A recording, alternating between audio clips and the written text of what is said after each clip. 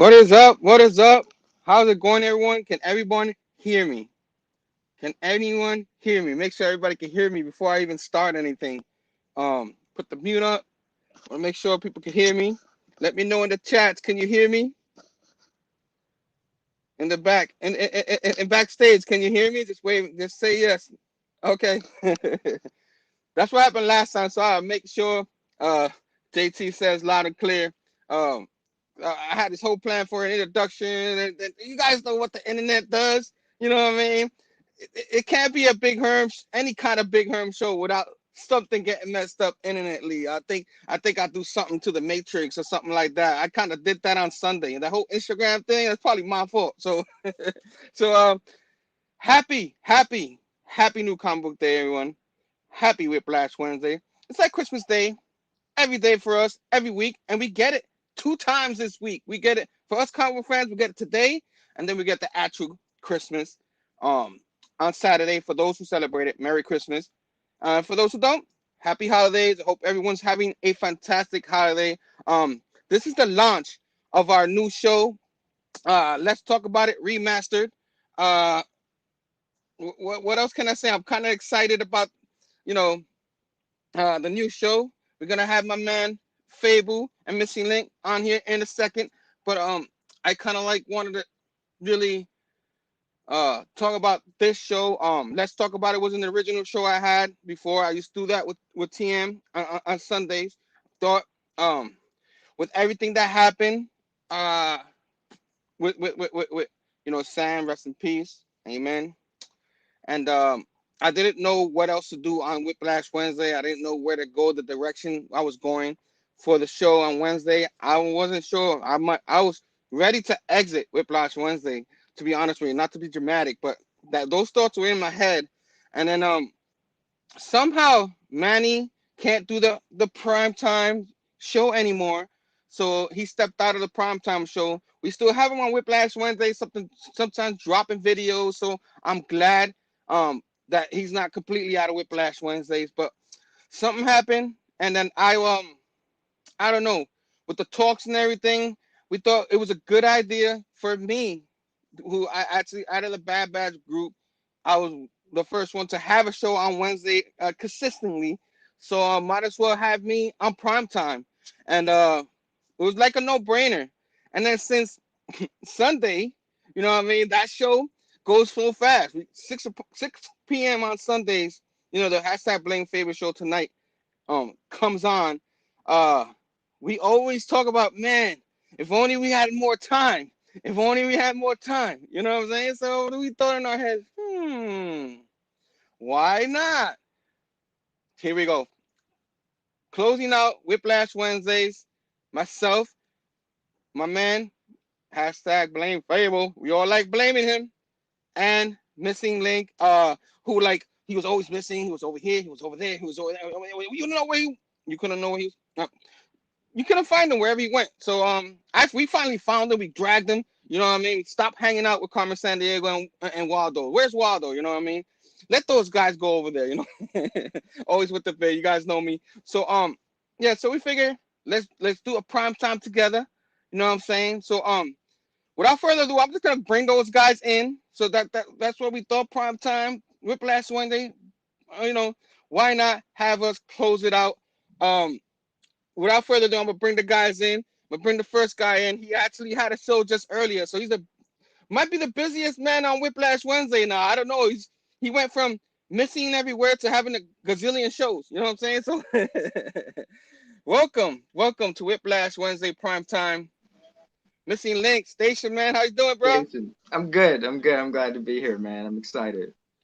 It No, happened again. I can't It happened emulate again, your man. energy, but Hold I'm on, hold pumped. on, hold on, hold on. I hear slow motion. There's no start of my show without a slow motion. I thought if I like start this after maybe.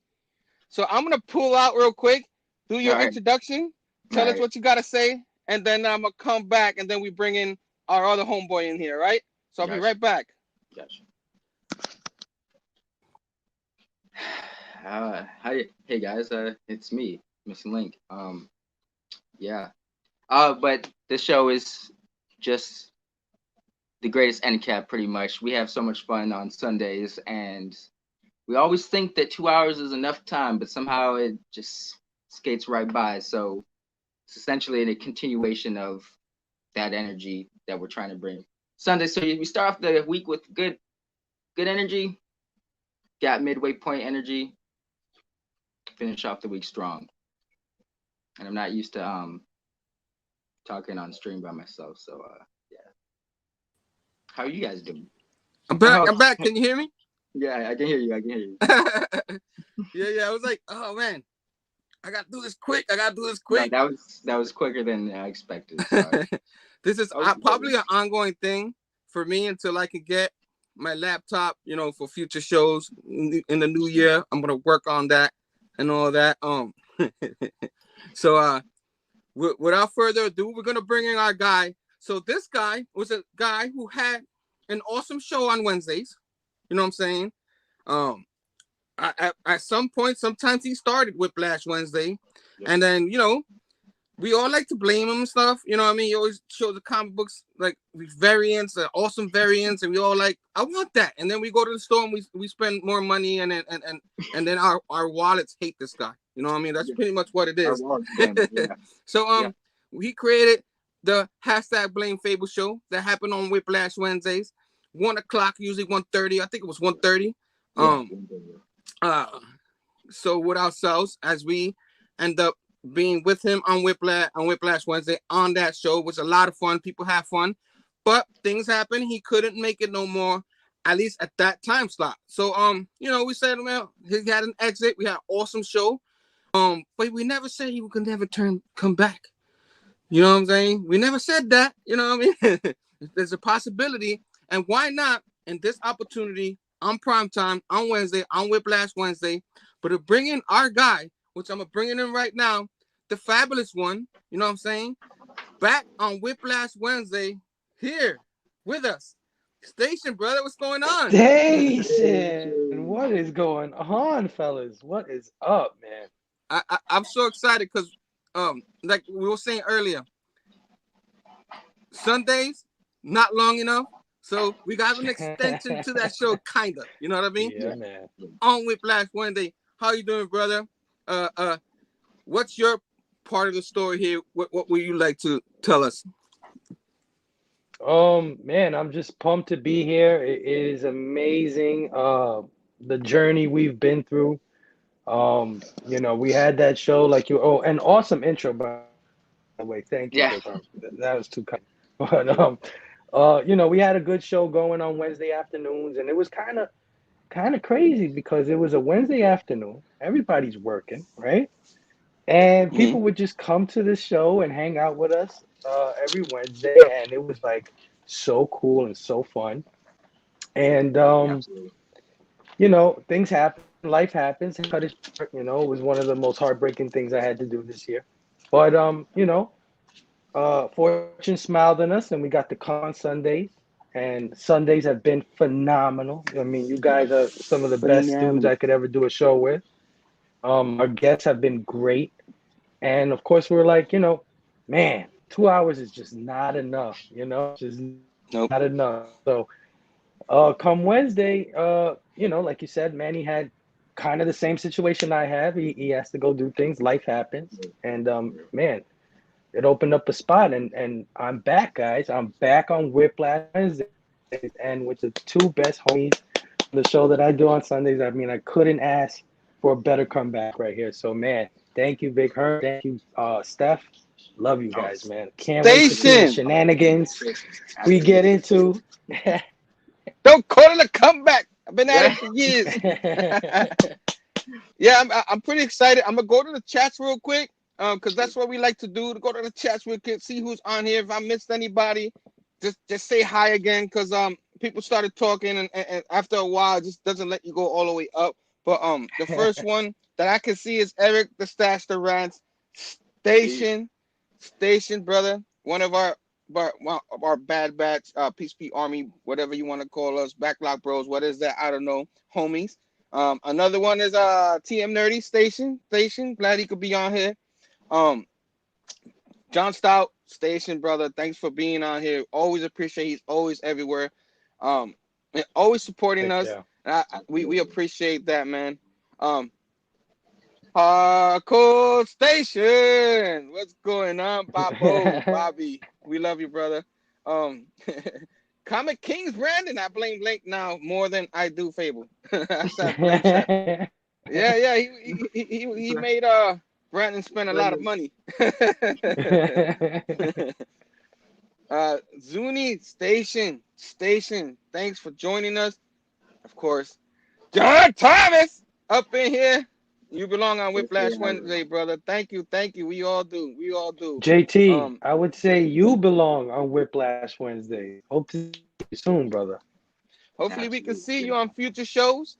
We'll talk about it later. There might be a show next week, a little special show. We'll talk about it later. You know what I mean? We'll talk about it a little bit later. Let me just keep going in the chats. You know what I mean? Make sure I got it. Nick, what's going on, Station brother? You guys a lot of stuff going on Whiplash. You got 2 videos on Whiplash Wednesdays. Fargate, the original backlog, bro. What is that? What? Well, you guys know what that is? Because I still don't know what that is. People keep talking about it, but I just think it sounds cool, so I say it. But that's my yeah. I blame myself for buying all these books. Being accountable. Inja Binja Station, wonderful show. If I believe yesterday, and you girls knocked it out. Saga, like you guys made me want to read it even more. So I gotta go get that compendium, Saga compendium and stuff like that. So great show. And if any of my moderators drop the link to the J-Rail show, that show it was amazing. And every Tuesdays, you know what I mean? What happened? Oh no, you said moderators, and I was just like Blue Wrench Squad. Blue Wrench Squad, represent. I love it when Herm does that. What did I do? Okay, so Fargate, Merry Christmas, bro. Yippee-ki-yay. We'll get to that a little later. So this is a primetime show. So we might as well talk about it later. It's on the thumbnail. We're extending the movie segment just for now. You know what I mean? Just for this show, because we're not having a hashtag Blade Fable show tonight till next year. So we figure all the Christmas movies that we did throughout the month was fantastic. Why not end with the greatest Christmas movie of them all? Well, in my opinion, Die Hard. You know what I'm saying? So you know what I'm saying. So I just watched it earlier and just the way I imagined it. The jokes, the John McClane is my boy, bro. He's my You know what I'm saying? Like we'll talk about it later. But so that's the movie we're gonna do today on our first show here on Wednesday nights. And we're gonna bring in Fargate. I thought I would have his thing ready here. There you go, Fargate. We're gonna bring him in later. It's one of his favorite movies, so we're definitely going to bring him in that segment after we talk a little bit, a little bit of back chat about what we're gonna do in the future, a little bit. But real quick, I'm gonna talk about what happens on Whiplash Wednesdays, if you guys don't mind. Yeah. Real quick, knock it out real quick. Of course, TM. We'll go cadets preview. Nick, always fantastic videos. Those videos he shows the haul, but my favorite part is the comic books, the toys that he shows after it, and then I end up wanting to buy all of them. So I'm glad I don't live near his shop, because I'll probably it'll be the hashtag blame Nick. Come on, you guys know it. And after that we had TM Nerdy. He was in there with John Comes with Kids. They had a fantastic conversation. John is an awesome dude. Episode 35 already. Unbelievable. 35 episodes already. For the chatting with the community with TM. So that was awesome, guys. Check that out in the rewind. You haven't seen it. And of course, our guy here, the busiest man in the Backlog Bros. Or one of them. There's 2 of them. You know what I mean? And they were on the same show. So top 5 books we enjoyed in 2021. You know what I'm saying? That was a good show. Of course, we're gonna you're gonna talk about all the Ultimate Spider-Man stuff and all that. Ultimate World, the Ultimates and all that. It was pretty cool. Great show you guys had. You guys have like when you guys banter about the comics and all that. Like that's gold. I'm here with like popcorn, eating some popcorn. So great job, guys. If you guys didn't see it, watch that on the rewind too. I don't think Manny dropped the show today. He was wanted to, he didn't get to, and just in case he does, it was like, hey, why are they fighting? Why are they fighting? So I want to know too. The March and all that. I guess we could talk about it a little bit, but they're talking about March drop that Miles Morales and Ben Reilly. Well, no, not much. Peter Parker and Ben Reilly is gonna fight. You know what I'm saying? But I don't know if this is about that because you see Miles Morales, so I'm guessing he's talking about when they're fighting. You know what I mean? That's right? Right. So then they dropped on March I wish I put the thumbnail down. A picture of Ben Reilly like choking out Peter Parker. You know what I mean? Like, did you guys get to see that? Mm-mm. Yeah. It was just like I was like, maybe they're just trying to sell the book or something like that. I was like, I don't see Ben Reilly ever doing that unless he was hypnotized or something like that. You know what I mean? Because Brent Riley, like, he's been through a lot, but he's like an image of Peter Parker. He has relatively the same heart. You know what I mean? He's just different experiences. So that's a quick news I wanted to talk about. So I guess you guys didn't see that. No, I'm gonna have to go look that up as soon as the stream ends. Yeah. So real quick, you guys don't know, but you guys think that the cover actually is gonna happen in the book, or that's just the cover? I mean, these days it's hard to tell, right? Like sometimes they do it, and sometimes they don't. Let's say oftentimes they don't. More than likely. Like a lot of the times, if it's like a cover like that, the fight won't happen until like the next issue or something. Like it's like a foreshadowing of what's to come almost. But sometimes the cover is actually representative of what happens in the comic. Kind of rare these days, but once in a while. There you go. So yeah, I think it's more of a cover thing. I just don't see it happening like that. Maybe like it's a misunderstanding. Usually what happens when heroes fight each other is some kind of misunderstanding, and maybe Peter wakes up from his coma and goes bananas, because that could happen too.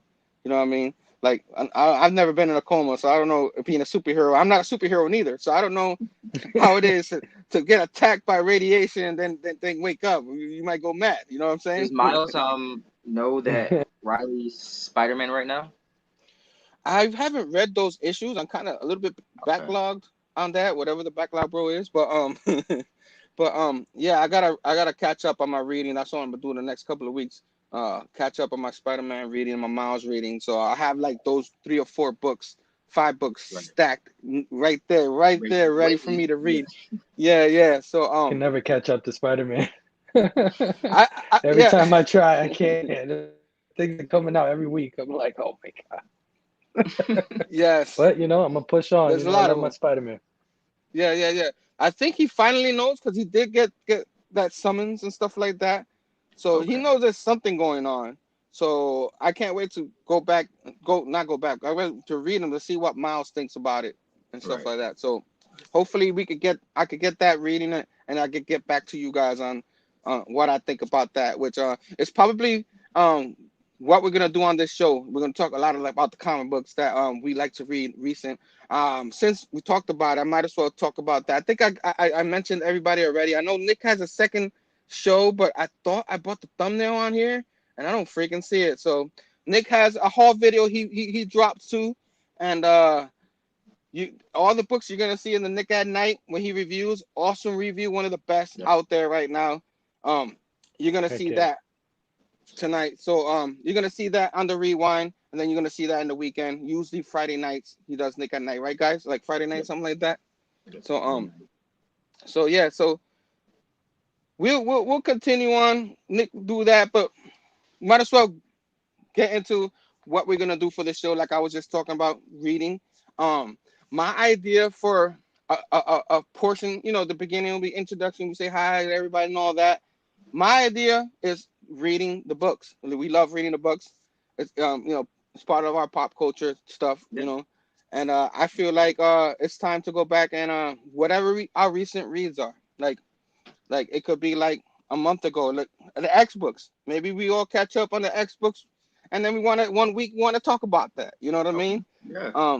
That's pretty much what I wanted to do on that segment. Maybe there's like a certain every once in a while we'll have a top five something, or maybe at the end of the month we'll have top five that we read, whatever it is. It could be something that came out this week, a year ago, 5 years, whatever. You know what I'm saying? Okay, yeah. So that's pretty much what I want to do at the end of the month. Have our own little end of the month thing. So believe it or not, guys, if you guys seen the Sunday show, you know, like we could talk forever. So and it's good. In a good way. And it's good. Yes. Yeah, right. So that's pretty much. I'm still trying to like trying to think about what the structure, how I want to structure it. But I'm gonna grab a notebook. I'm gonna have a show notebook and all my ideas and just pop them in there. These two gentlemen will probably help me out with that too. So that's gonna be one of the segments. Remember, guys, we take forever. So we can't think about 10 segments because that's not happening. We'll be like the Sif Lordy, you know what I'm saying, in their show, their 12-hour show. That's not happening.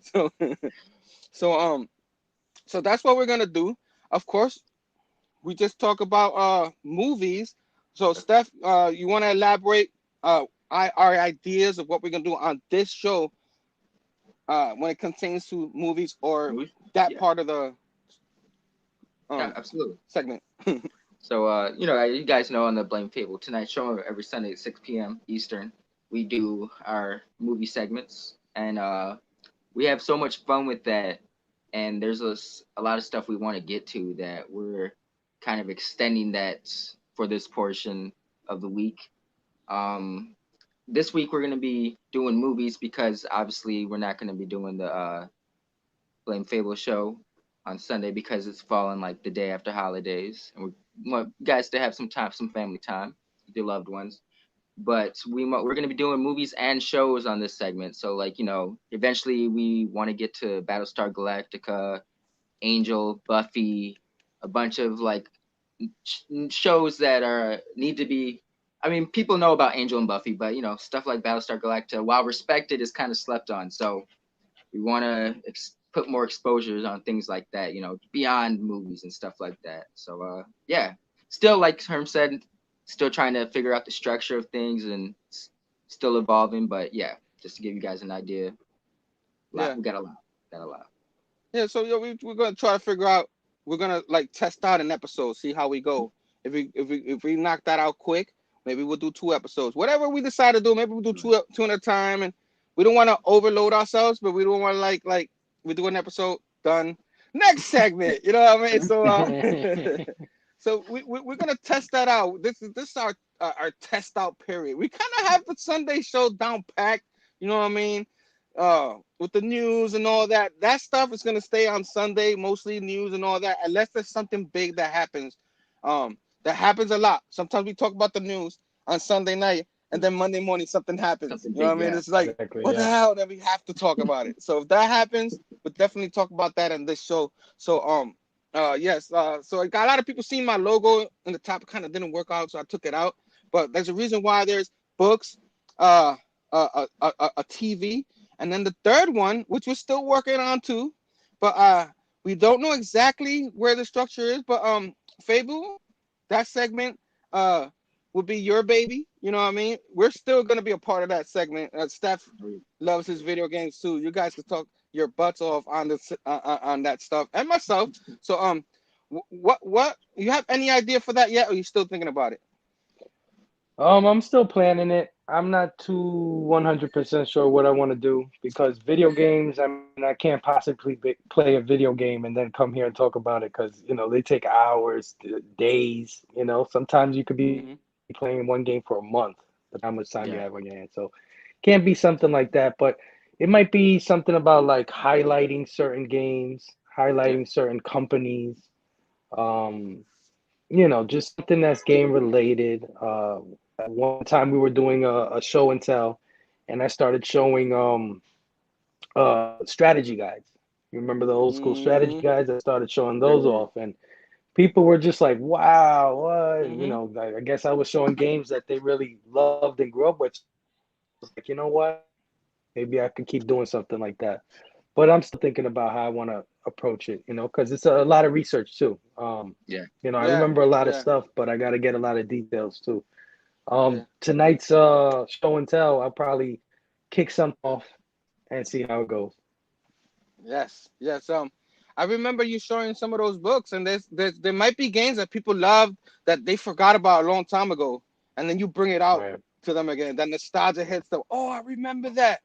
Heck That's the yeah. reason why we want these segments. So it'll be like, oh, I remember when that happened, kind of thing. Because we remember that. You know what I mean? That we get crazy Right. for it. So if we get crazy for it, why not? Show it to the world. The same thing that we Exactly. get crazy for. Because that's why a lot of people out there in the chats and all that watch our videos love. You know what I'm saying? Yeah. So that's an awesome idea. Like I said, we'll figure that out. We have to next year. We have two more shows after that. Kind of I call like different kind of shows. We'll talk about in a second. And then next year, like the second Wednesday, Whiplash Wednesday of the year, we'll start regular segments and stuff like that. So that's pretty much what we're gonna do. And I'm gonna announce next week's show if you guys don't mind. Real quick. Next week, I thought hard about this because this was what I originally was gonna do with the old show. Um, I said, why not wrap it a little bit and I have my brothers here and yearly wrap up 2021. So we're gonna Yes, wrap up sir. the year of 2021. Just like talk about the best stuff of the year or something that we like, maybe something we didn't like. We like to talk mostly the positive stuff, but you know, not just comic books and all that, the community and everything. We can talk about all that. My idea is to bring in some more people, some more backlog bros. What is that? I don't know. You guys know? I don't know. I still don't know. Maybe we can discuss it. We know what that is, I don't know how because you're gonna find them, Herm. uh, I just don't know how you're gonna whatever that is, right. So we're gonna have find we're gonna have some PCP Army members, um come in because everybody knows the Bad Batch. Mostly the Bad Batch was the creators of that group. Mostly that's why they called us the Bad Batch. But they all Bad Batch to us. You know what I mean? So we're gonna hopefully we have Eric the Stash come in here next week. Hopefully he can make it. Or John Thomas. We all seen him in the wrestling show. You know what I mean? Brother Joe, Bobby De La Ghetto, um, uh, if Tomorrow can make it, you know what I mean? He's busy, but if he can make a little cameo, that'd be awesome. Maybe bring in Dylan, that son of a, you know what I'm saying? Hopefully, I don't know. I'm gonna hit him up. He's always busy too. okay. Um, Rock and Robbie, of course, if he wants to, I'm gonna hit him up too. Any of those guys had big reasons why we're here. We love those brothers. TM Nerdy. I could keep going on. Taqi. You know what I mean? I probably forgot someone. Of course, the youngest and the most mouthy one of all of us. Brandon. He's gonna hate me now. Yo. We love you, Brandon. But our brother Brandon, which is like our newest member, but not really. He's been with us for a couple of months now. So yeah, anybody, those guys, we're gonna try. This is another thing we wanted to do in this show. Try to highlight some of those guys every once in a while. They'll, throughout the year, they'll come in as guests. For we could get to know them a little more. You know what I mean? Because I kind of want to know them a little more too. So that's the idea for this show. Yes, we might have some outside guests here and there, but we also have the Blame Fable Tonight show for guests too, like outside guests too. So, you know, what else can I say, man? That's pretty much the idea of this show. I could keep rambling on. Any ideas you guys thought about? Anything I forgot about that I didn't mention? Steph first. Uh, no, I think we did a good job going over the blueprint. We're, like you said, we're still restructuring and stuff, but still in development. But stay tuned, you guys. It's gonna be a good time. I love you, Brandon. I love you. I'm not that mouthy. Not that mouthy. Come on.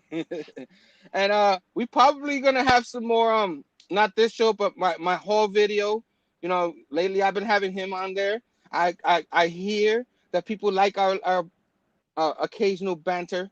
You know what I'm saying? Like me fighting with my little brother. People like that, I guess. So if he's down for that, we I might have him again this week if he wants to do that. Let me know, Brandon. If he can't, we'll talk about it a little bit later. But Taki's in the house. Another one. Next week. Hopefully you can make it. If you can, it's all good, guys. It's all good. But we're gonna have a year end thing. 62 station Maria. What you call it? The creative director The creative of the director, Bad yeah. Batch. Creative director. um, Herm, I'll always be there for you, brother. I love you too, bro. That you're gonna make me cut onions on this show. This is not the cutting onions. This is not Sunday's show, all right? Stop it. No, No, no, this ain't Sunday. No, no. We don't cut onion. We celebrate on we Wednesdays. celebrate. We celebrate. So Oh yeah. pretty cool. Pretty cool. We're coming in close. Faber, you have anything to add, or I pretty much said everything. No, you pretty much you nailed it. If you watch the Sunday show, you know that we talk a little bit of news. We talk a little bit of movie, and then we kind of some stuff off. That's all we really have time for. We can't do more than that. So this being on the YouTube platform, we're gonna have that stuff and a whole bunch more. And this show is probably gonna be shaped by you. You just let us know what you like, what you don't like, and we'll add it. We'll take it away. We'll see how it works. But it's basically us we do hanging out with the community, and every now and then we'll have some people on. If not every episode, you know what I mean. And because it's on YouTube, we have way more than four. Because if you know about doing lives on Instagram, you can't have more than four people. So Limited.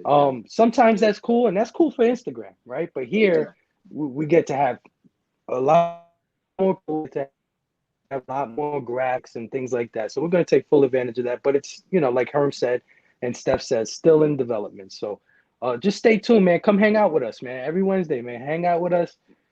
We're down to hear everything you want to say in the chats, man. We love you guys. Yeah, that's really it. I'm a little Okay, bit that's cool. caught up Yeah, now. most definitely. Yeah. I'm pretty hyped up right now. Like this is like bittersweet. Like everybody knows, there's still a lot of emotion in me with what happened, and um to like try to do an ongoing show, a different one, I have a lot of like things in me, like I hesitated to do this, you know what I'm saying? Like that person, I will always miss him. I will always miss Sam. So uh every Whiplash when I used to wake up and I couldn't wait, you know what I mean? And now I have you guys here with me, and now every Whiplash Wednesday I can wake up and be like, I'm gonna be have my brothers tonight with me, and we're gonna have a freaking ball. And I know Sam would want us to keep going. So love you, Sam, always. He will always be remembered. And amen. And in 2 weeks on Whiplash Wednesday, I was thinking of having a show there. I don't have a thumbnail ready yet. It's his birthday in 2 weeks, January 5th. He would have turned 50. So I want to do kind of a celebration. We're gonna talk Spider-Man, of course. It's Spider-Man, you know what I mean? And that's how we met, man, through Spider-Man. I love for Spider-Man. So I kind of wanted to if you guys were I know Steph did. I don't know if Fable was able to, but No Way Home. Um, talk about that in the movie segment, and then rank the Spider-Man movies because that's something we wanted to do. We wanted to do every Spider-Man movie. Obviously, we can't now, but I'm not gonna review those Spider-Man movies. Maybe we do like a brief thing on the movies we haven't done yet here on this channel. But uh, I wanted to like briefly talk about them and then talk about the No Way Home, which everybody knows I freaking loved it. And Absolutely. if Sam was here with us, he would probably have a ball with it. We would. That was the Yeah. plan. Us on his birthday talk about that movie. So we're gonna talk about that movie. Yeah. Um and It's the least. and It's then the rank least I them. can do for him. It's the least I Thank can you. do for him. Thank You you, know man. what I I mean? know I know you're I busy, and go ahead, go ahead, No, of go ahead. course. No, I seen the first movie. Shockingly, I haven't seen the second Spider-Man movie. And the third one, it just came out. I can't get to the theater so easily right now at this moment. But Yeah. within the next few weeks, I can definitely binge all three movies and knock it out for Sam. That's the least I can do. So Sam, I hope you're up there watching, man. I'm gonna make you proud, bro. Yeah, man. Just a quick moment of silence for Sam, and then we'll keep going. So.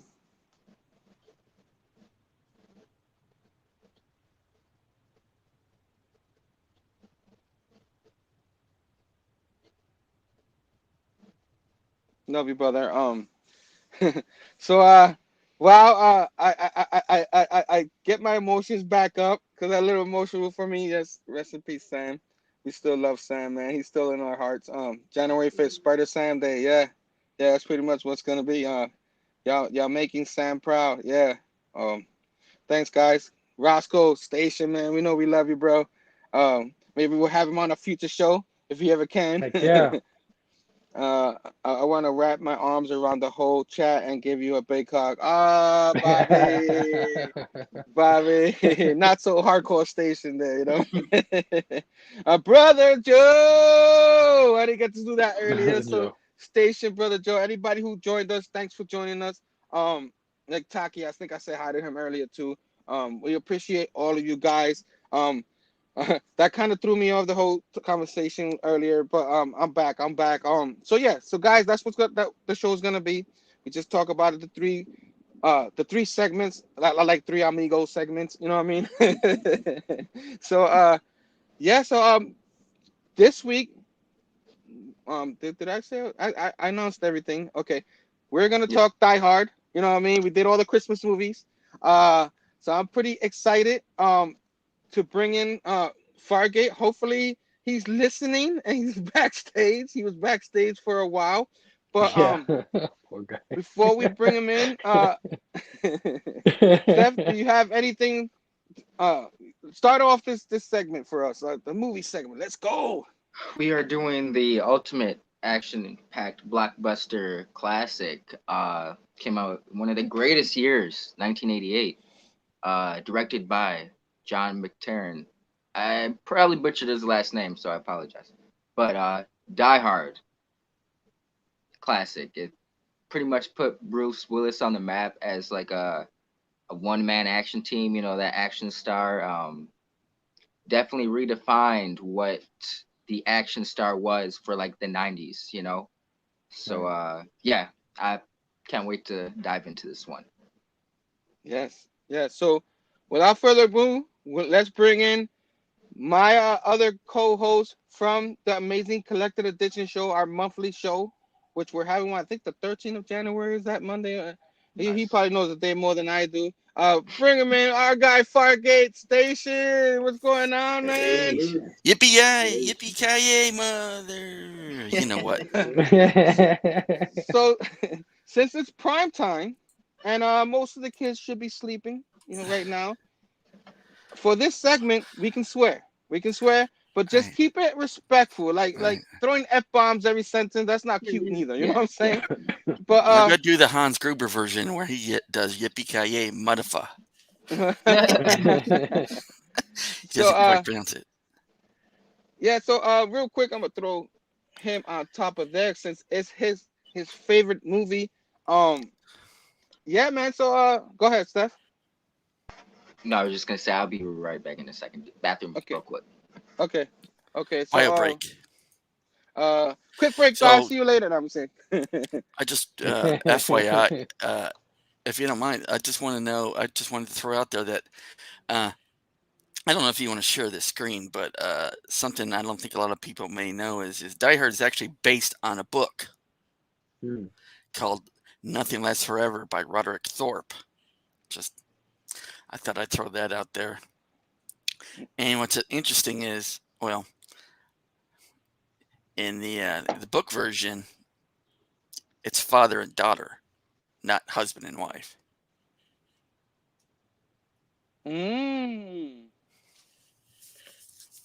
Interesting. I didn't know that. Oh, how old is the book? When did the book drop? Well, I remember years ago, I read something about it was based on this book, and I think I actually bought the book and read it.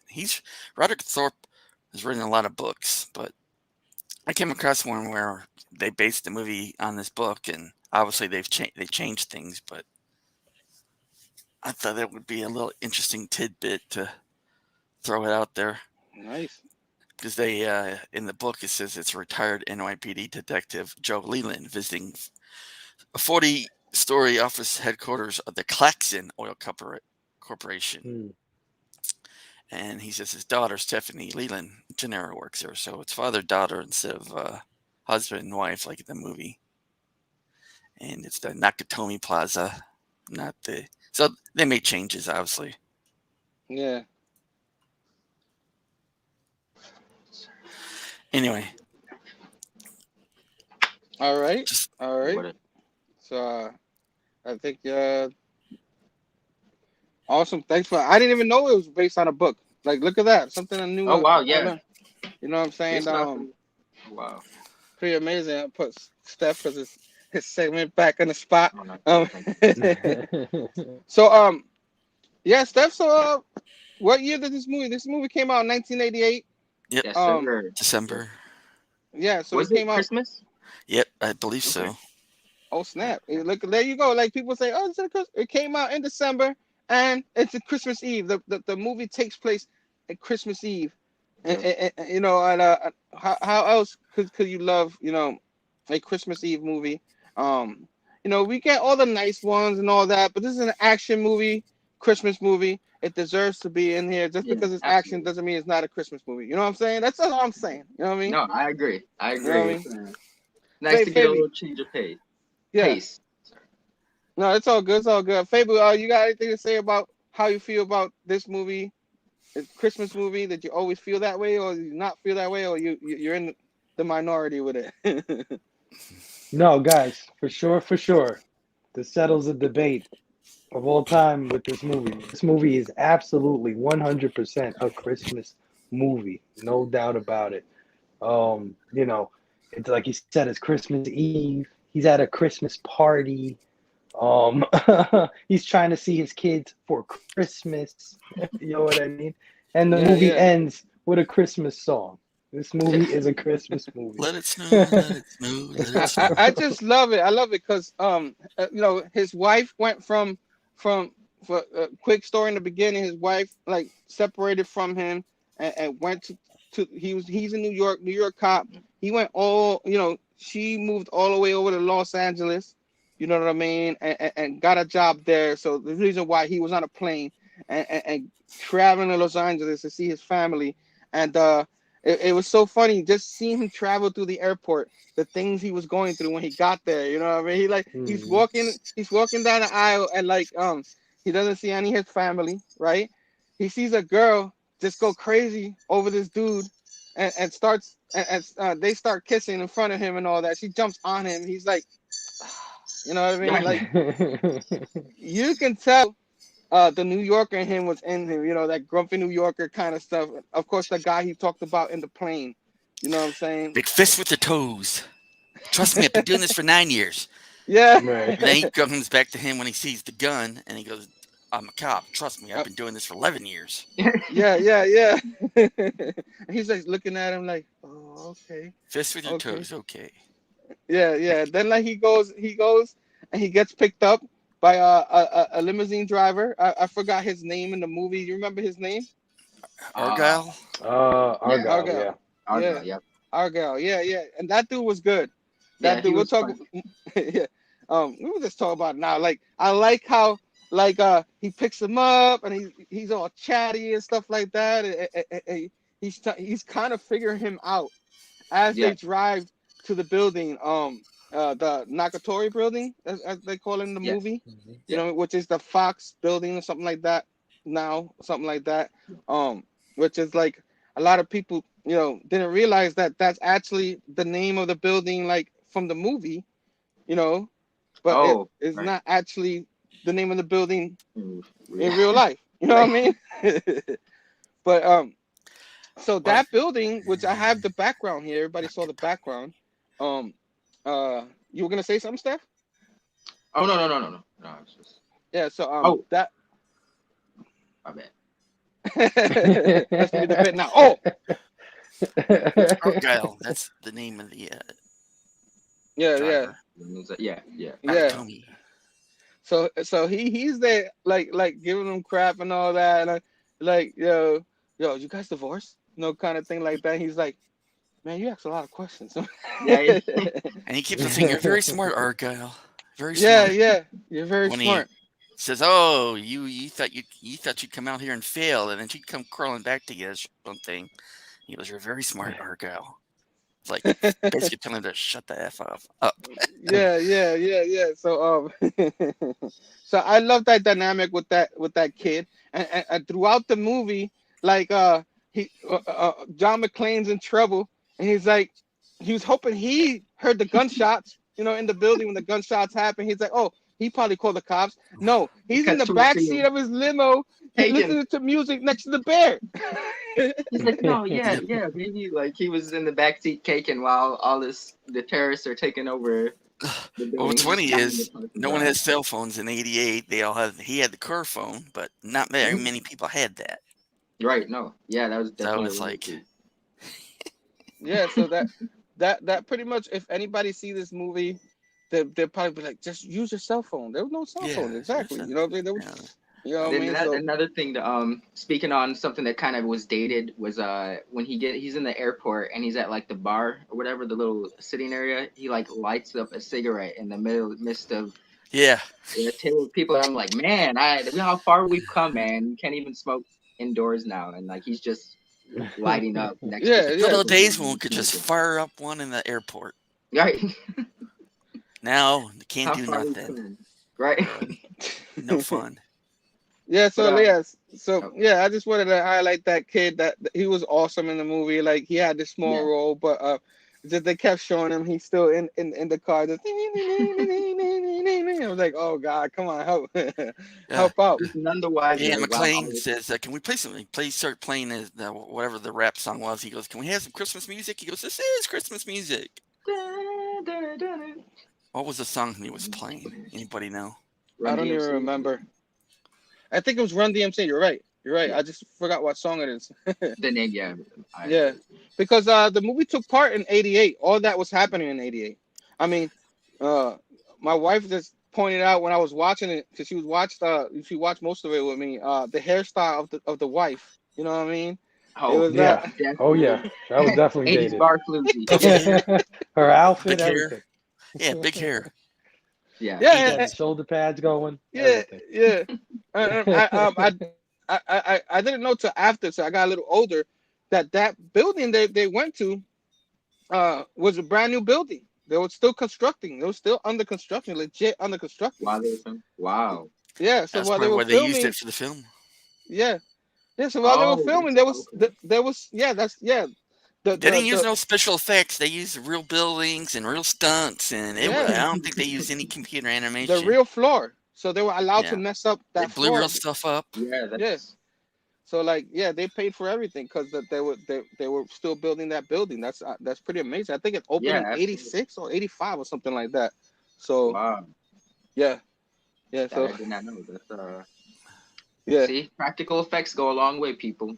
Always be practical if you can. I don't think you'll ever see anything like that done today, because they don't want to mess things up. They want to save money. Yeah, it's in camera practical effects. So yes, that was a nice little fun fact that I saw about that movie. All that with that building. Anything else you wanted to say? Something, Fargate? I was gonna say, in addition to I was gonna say the soundtrack. Michael Kamen soundtrack was perfect. All the sound effects, the music. Michael Kamen, was a famous composer, director. And he because I know he did a thing with Metallica when they did the San Francisco Orchestra. The Metallica did a thing together, so he was real famous at the time. And his soundtrack, I think the soundtrack of the movie half the reason the movie was so good was his soundtrack.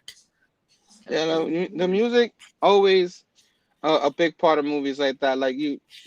It helps the movie so much. As we know, we cover the Transformer movies and stuff like that, and that helped that one. So real quick, who's playing music? You playing music? No, I don't know what music. What Come music? on, man. But no, that soundtrack definitely, or the score definitely added to like the suspense of certain scenes, and heightened that particularly. That it's very I don't want to say subtle, but music can get overlooked, and it is very crucial to certain scenes or overall formula of a movie. Yeah, because they use a lot of Beethoven's Ninth Symphony also in the movie, which was different. I liked how they used the Beethoven's Ninth Symphony a lot in the movie, and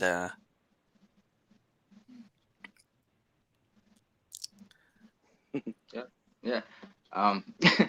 I think I liked that it showed off the gate with John McClane that he wasn't like your average cliche action star of the times. Like, movie starts off, he's like, based on like stuff he said, you can kind of tell he's got like work related issues. Like he's kind of like the cop that's always getting written by the captain or the chief, whatever.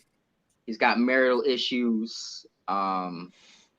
He's vulnerable. He's like a vulnerable hero. It's not like we even see when he takes out like his first German dude, it's not like he can take out like 5 dudes at once. He struggles with the one person, but he's smarter than he appears. He's very witty and can think on the fly. It's very understated how Bruce Willis delivers in that aspect. Well, the whole movie starts, he barely escapes at the very he barely escapes getting captured with everyone else. He luckily reacts quickly. They're walking down the hall to pull everyone out of the office, and one guy gets kind of distracted, and he runs across the hall, and he had the training to say, I better get out of here, because fortunately he left his shoes behind.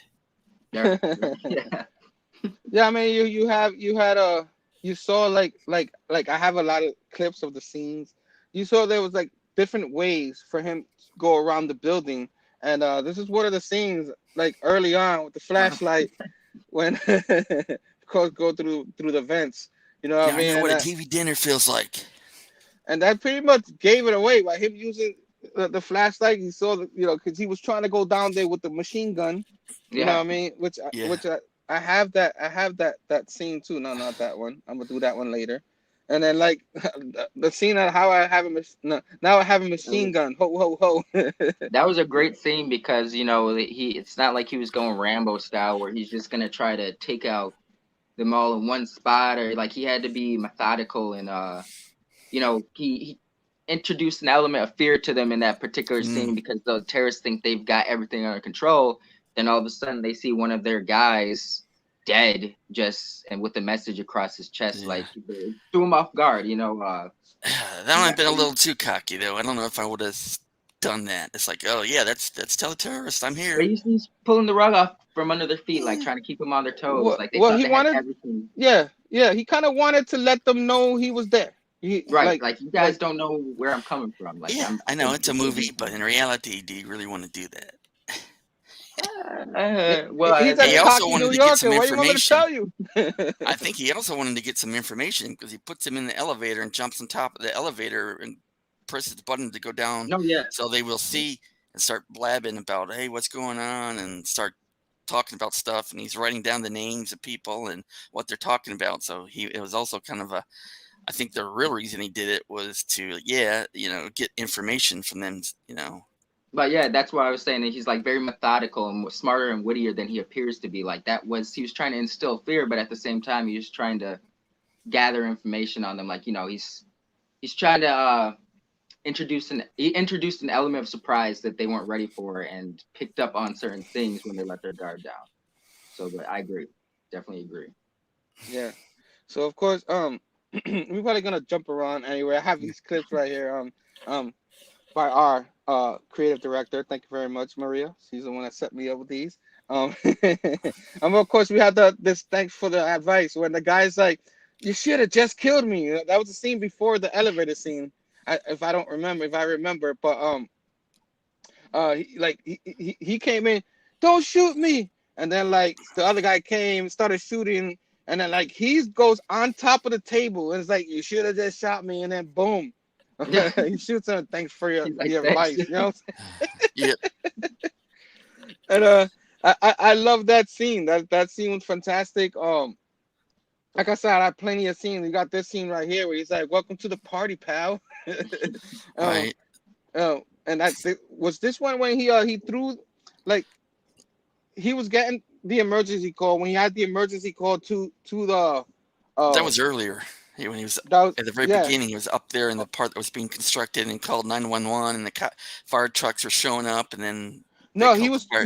he didn't call 911. He called because he didn't have a phone. Remember, they cut off the phones. Like when Well, at first he called from the phone on the upper level that was being constructed and called the fire department, and they started coming towards the building, and then the terrorist, the guy who was running the security part up front, called 911 and say, ignore it, it's a false alarm. So they turn around, and then he gets the walkie-talkie from the first guy he killed, the guy he puts ho ho ho on, and he's up on top of the building, trying to get 911 again, and they go, I think it's the guy who, called this in before. And he goes, she goes, this is only for emergency purposes. And he goes, no shit, motherfucker. What do you think I'm trying to do? Order a pizza or something?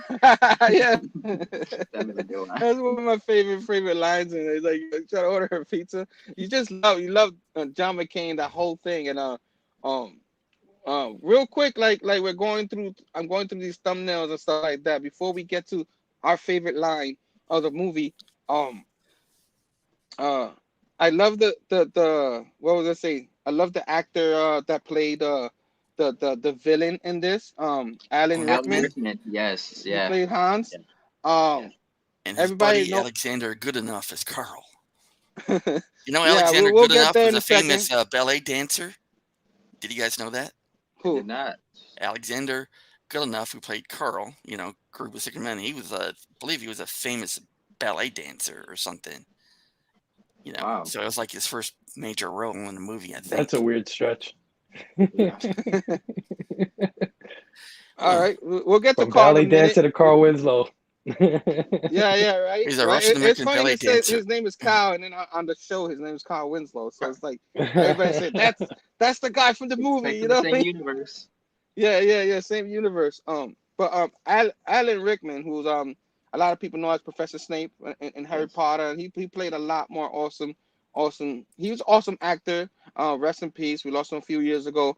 I thought he was excellent in this movie. Steph, do you remember how you felt when you were watching him in this movie? Oh yeah, I thought he was awesome. Like he was like, I don't want to say new breed of villain, but he was very calm, collected, sophisticated the entire time. It's like he gave off that presence that kind of almost like some Bruce Wayne Batman stuff, that he's thought of almost every possible outcome for his said plan. Actually, I feel like McClane and Gruber or Hans were kind of like two sides of the same coin almost, in the fact that had McClane had a whole SWAT team comprised of McClanes, he could have gone in and take out the terrorists, no problems. Had Hans had a whole team or squad filled with Hans, he would have executed his plan, no problem. So they're like two opposing forces, or like the unstoppable object meets the immovable object, they collide. Alan Rickman was not creepy, but there was a eerie presence to him just because of how calm he was in every situation. Like, it was a very creepy scene when him and McClane first encounter each other, and he's trying to play himself to be a victim and stuff, and he's like doing what McClane did earlier, like he's gathering information on McClane while playing villain and stuff like that. So yeah, I think it's not understated, but he's definitely one of the highlights of the film. Like, Hans is one of the ultimate cinema villains. Well, he's smart enough to right away, when McClane finds him, to go into his fake American accent. And when McClane says, what's your name? He looks up at the employee list. But I think he goofs up. He says someone's name, but he says the last name. He goes, Smith, Bob Smith. And I think that alerted McClane that, oh, you just said your last name first. Yeah, so I think that's why he gave him the gun. That's why he gave it. That's probably what got him to think, oh, there's something's up with this guy. You think I'm stupid? You know what I mean? Phable, did you know what you think about this actor? Do you know a lot about him? Who, the guy who played Hans? Yeah, Yeah. Yeah, Alan definitely. He's Rickman. a classic actor. Harry Potter. Yeah, he's been around for a long time. If you ever seen Love He Actually, he was great yeah, in that. definitely. He's great at playing villains. He always has this like air Pompous. about him. Yeah. Right, like this pompous air about him, and it just comes off on film so well. But he's also Yeah. can be endearing, at certain points. Absolutely. You can, if he cracks a certain smile, you might smile back, like, oh, you know what I mean? But for the That most was part, great. he's a jerk, and he's good at playing jerks. So yeah, definitely, I definitely know this actor. Yeah, yeah. I had to mention him because he's a fantastic actor. But yeah, no, and it reminds me of this. There you go, Bruce. I know you've been waiting for this one. We're talking about this right now. You know what I Yippee-ki-yay, motherfucker. mean? And he's talking to Han in here. And what exactly? I don't remember what he said to him. You Yeah, remember we're what he talking said? about Roy Rogers or something. He said, Mr. Cowboy, or what are you, John Wayne, Clint Eastwood? He goes, actually, I was kind of partial to the sequenced shirts of Roy Rogers or something. And so, they start talking about cowboys. And And so he then says, yippee-ki-yay. yeah. I figure me and the lady were talking like, this is why Bruce likes this movie. There's a lot of cowboy talk on here. You know what I mean? Being a cowboy fan, How about them cowboys? about them cowboys. But well, so yeah, I love that scene. That's the famous Yippee scene. And then when Han says it towards the end of the movie, he's like, Yeah, he says it not exactly the same way. He says, yippee-ki-yay, motherfucker. He doesn't kind of pronounce it right. Yeah, He can't get Like, the last motherfucker out. He's motherfucker. yeah, Or something like that, I motherfucker. couldn't stop laughing. All these years watching then, it so many times, I still laugh at that. When he says that, of course, McLean starts laughing real loud. Ha ha ha ha ha ha ha ha. Modern day So, cowboy. did we really talk about the overall plot of the movie? Where basically these terrorists show up and they're acting like they're wanting something from the United States state government to release some hostages, but in reality, they're there for a robbery. Right. And there's this big Right. vault that they have to get through multiple locks, and so they have their expert there. He says, he's drilling through locks, and there's like 7 or 8 locks, but he says the last lock, he says it's electromagnetic shield or something. I can't break that, and he says, don't worry about it. So he goes, when the FBI shows up, and oh, Agent Johnson, no relation. It's like, of course, they were being very sarcastic and kind of making fun of like the reporters and the cops, like the chief of police who shows up, Dwayne Robinson. He goes. But yeah, so they're there to rob a bunch of bearer bonds from this vault, but they got to get through the locks. But the last lock is something they need some help with, which we'll get to. And yeah, so so yeah, that was pretty much the main plot of it. I thought it was funny when they finally went in there, and I thought I kind of forgot why they were going in there. I thought it was technology. So my wife asked me. Then I saw it was that. I was like, oh yeah, duh. Yeah. Yeah. Well, that was a big plot twist. The big plot twist is that they weren't terrorists at all. He says, "Who said we were terrorists?" Yeah. When knockout. Well, when they start talking about make threats to release Asian Dawn. We want the Asian Dawn released. Yeah. We want this group released, and so. And then the guy's like, "I never heard of that one. Oh, I read it in the New York Times or something." Newsweek or something. Yeah. He goes, "Do you think they're really going to do it?" He goes, "I don't care. It's all a distraction." Yeah, man. So yeah, I love that whole thing. Like I said, Rickman's performance throughout the movie like made the movie like awesome. You know what I'm saying? Like a great opposite to Bruce Willis and stuff like that. So like I said, I have a lot of statements here. Like we just say everybody's favorite statement, of course, the Brooklyn glass scene when when he meets them, Hans, he gets out of the situation, like he's ready to shoot him. When his guy comes in and he's like, break the glass. Shoot the glass. And my wife's like, why do you make me see this movie? Because she ain't seen gory stuff like that. And you saw like you already knew. Yeah. Well, it's funny. He says, shoot the glass. And Carl looks like him like, what the fuck? He goes, because he said it in German first. He goes, shoot the glass. Because he realized he has no shoes on. Exactly. So yeah, you have that scene, and then of course you have the jumping off the roof scene, which he was trying to get they were trying to get everybody to go up to the roof, all the hostages to blow it up because they already have their money. They were gonna distract people with that to escape, and that's what John was trying to get everybody out. You know what I mean? Get out, get out. He used the gun. Yeah. And then freaking the two FBI agents, the complete a-holes, which I forgot the name of one of the actors. You remember that? He's in a lot of movies. I think they both are, but I forgot his name. He's in a lot of mafia movies. But yeah, I forget his name. Yeah. And then like they start shooting him, and then he finds a way to dive over and do this scene right here. You know what I mean? That was crazy.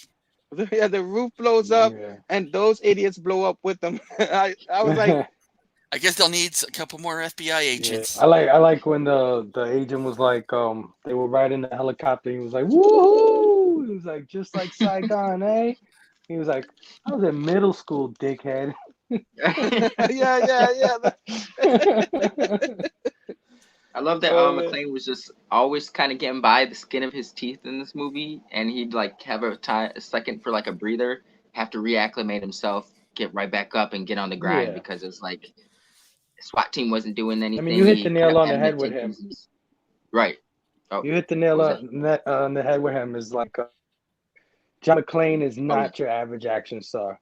You know what I mean? At that time, Arnold Schwarzenegger, Sylvester Stallone, and Van Damme, and all these guys ruled the box office as far as action stars are concerned. And everybody had this expectation that you had to be this big steroided up kung fu action, that kind of world bodybuilding or karate or something like that. And here comes this guy from a comedy show. I don't know if you guys ever watched Moonlighting from back in the day. I think 62 mentioned it, but it was a big primetime show.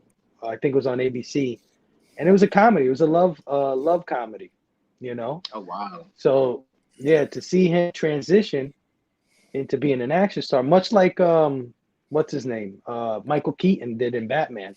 Mr. Mom. It was the same kind of transition. And when I say you hit the nail on the head, it's because he can't beat up five guys at the same time. He has no super tricks or anything like that. It's just pure instinct, pure cop, street smart cop stuff. Being from New York or whatever. Those guys are street smart. So it's just that kind of thing going on. Because half the time, like one thing I love about him is that when he starts beating these guys up, he's cursing his ass off. He's like, I'm gonna fucking kill you. I'm gonna kill you. I'm gonna realistic. And he kept doing that to everybody he had a fight with. You. I'm gonna fry you. and it was little things like that, or when he was gonna jump off the building, he was like, "Please don't die. Please don't die." He was just really scared to death about what he was about to do. So, it was just a regular guy that had a sense of duty, basically. At the end of the day, he could be a grump, he could be whatever, but two things are at stake here: his wife, right, and the lives of these hostages, which goes to his duty, right, being a cop. So he's just a brave guy that does his job well, and he skates by through the skin of his teeth, like you said. So that's what makes him such a great character.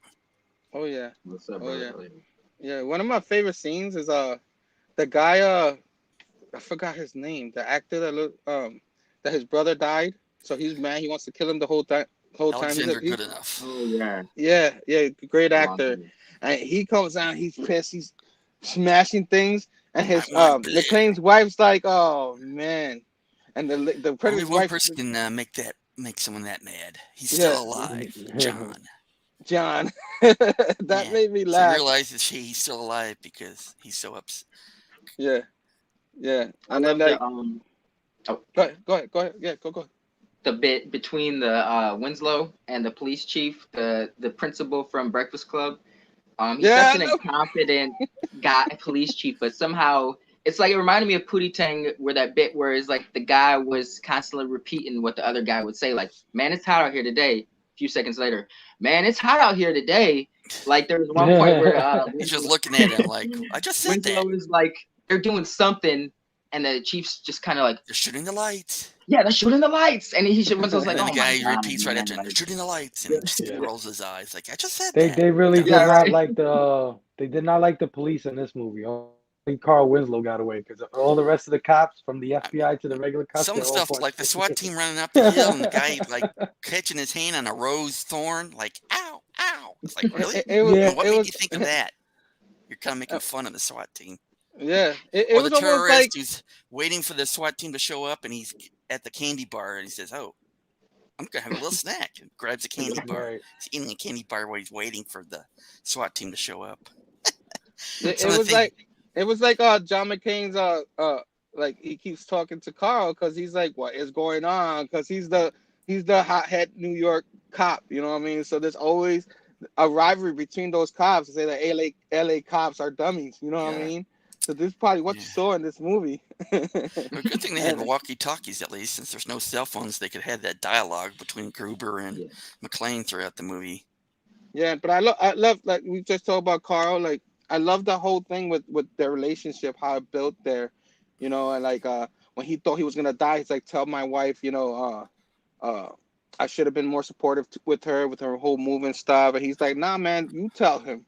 He's like trying to keep that confidence going because he's all bloody, his feet hurt, all the glass and stuff, and he just didn't know if he was gonna make it. You know what I mean? That's a good observation, Herm. I think that's a overlooked relationship in the movie is the bond between McClane and Winslow. You know that they honestly they're the two who got the Winslow.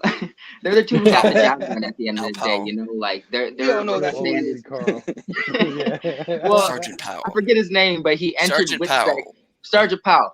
After, it's they revealed later on that after this movie he entered WITSEC because of that. He moved to like Chicago, had to change his name to Winslow, a la Family Matters. Or but yeah, they definitely had a very cool rapport developed throughout this movie where while trying to get the job done because of the incompetent SWAT team and the police chief, they developed a cool, honest, genuine friendship out of that too, inadvertently, just by trying to save the day.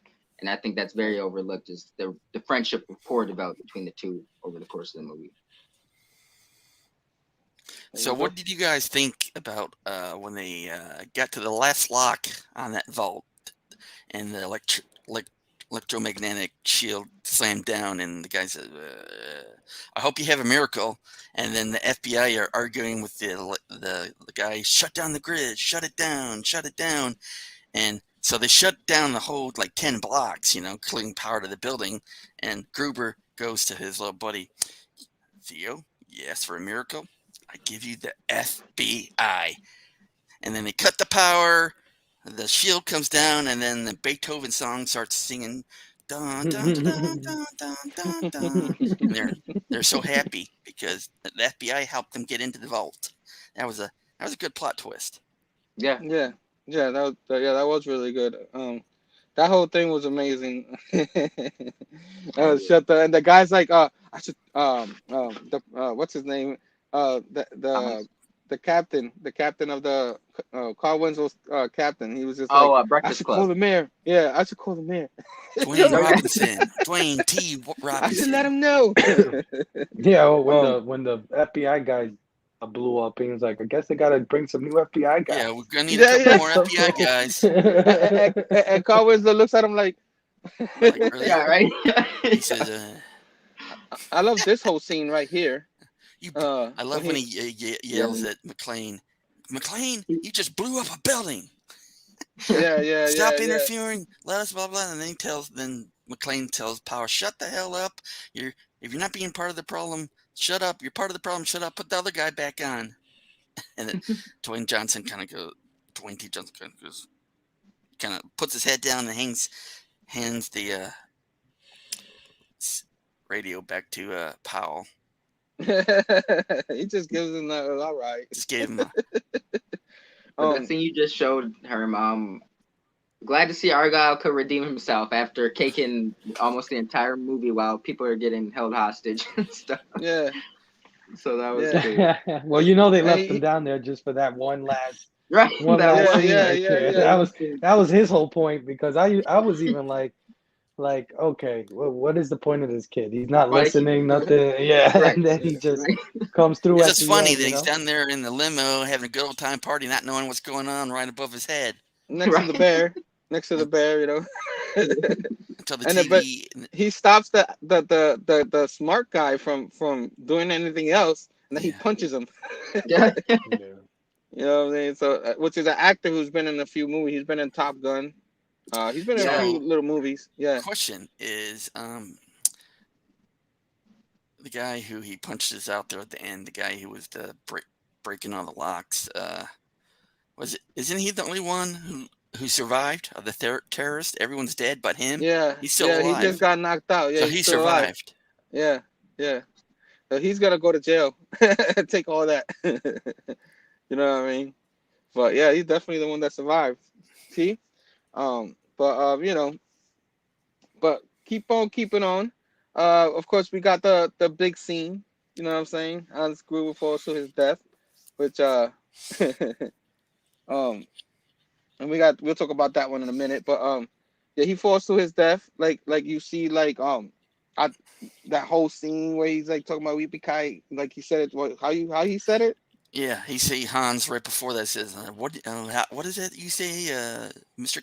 McClane, yippee-ki-yay, modify or something, and then of course he starts laughing real loud, and they start laughing with him, and then he has his gun taped to his back with 2 bullets left, and pulls it out and shoots the one guy, shoots Gruber first, and then shoots the other guy, and then Gruber falls out the window and grabs his wife's wrist and almost drags her out the window.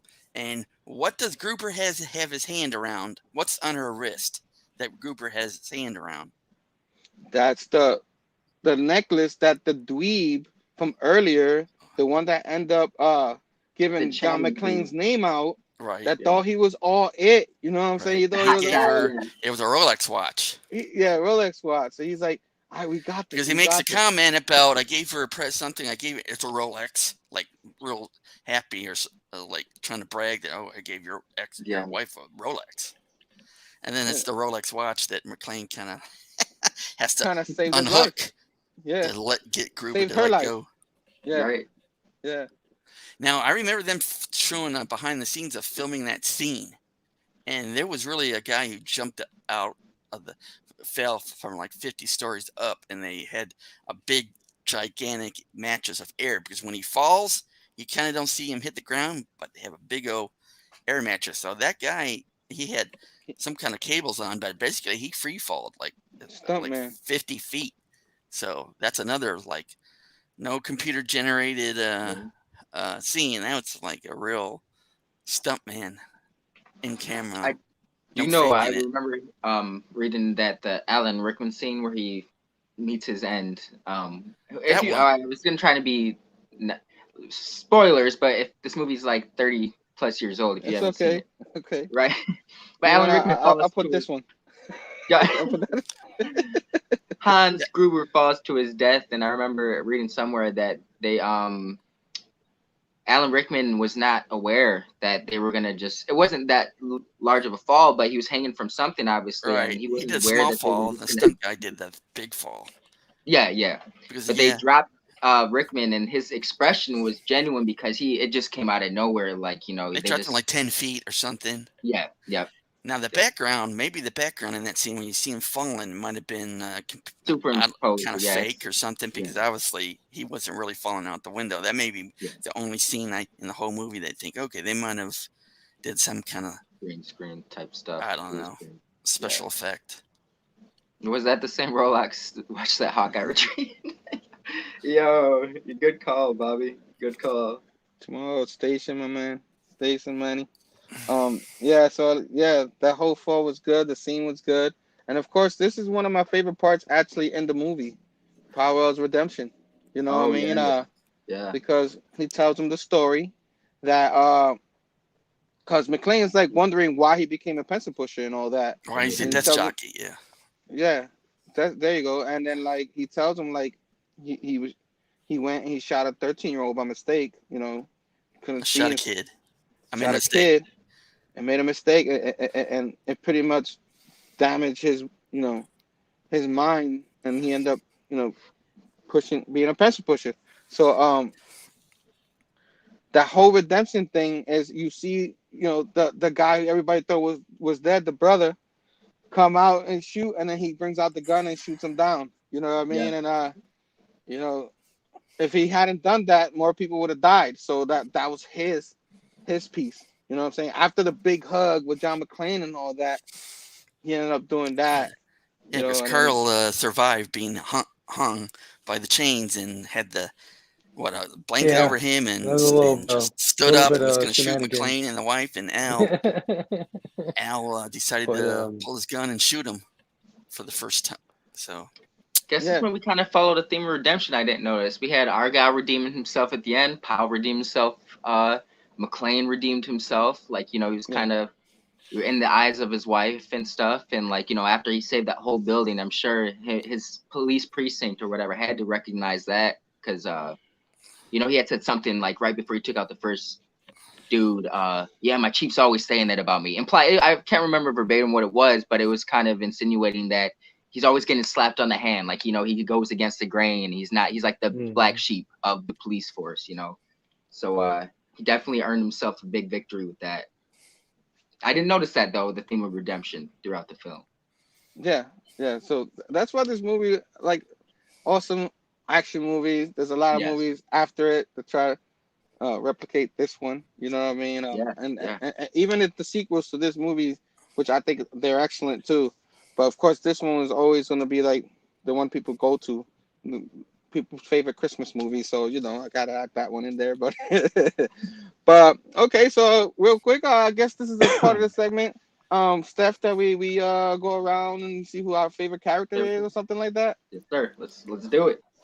I'll start off and we'll go to Herm, Phable, and our very esteemed guest, Bruce.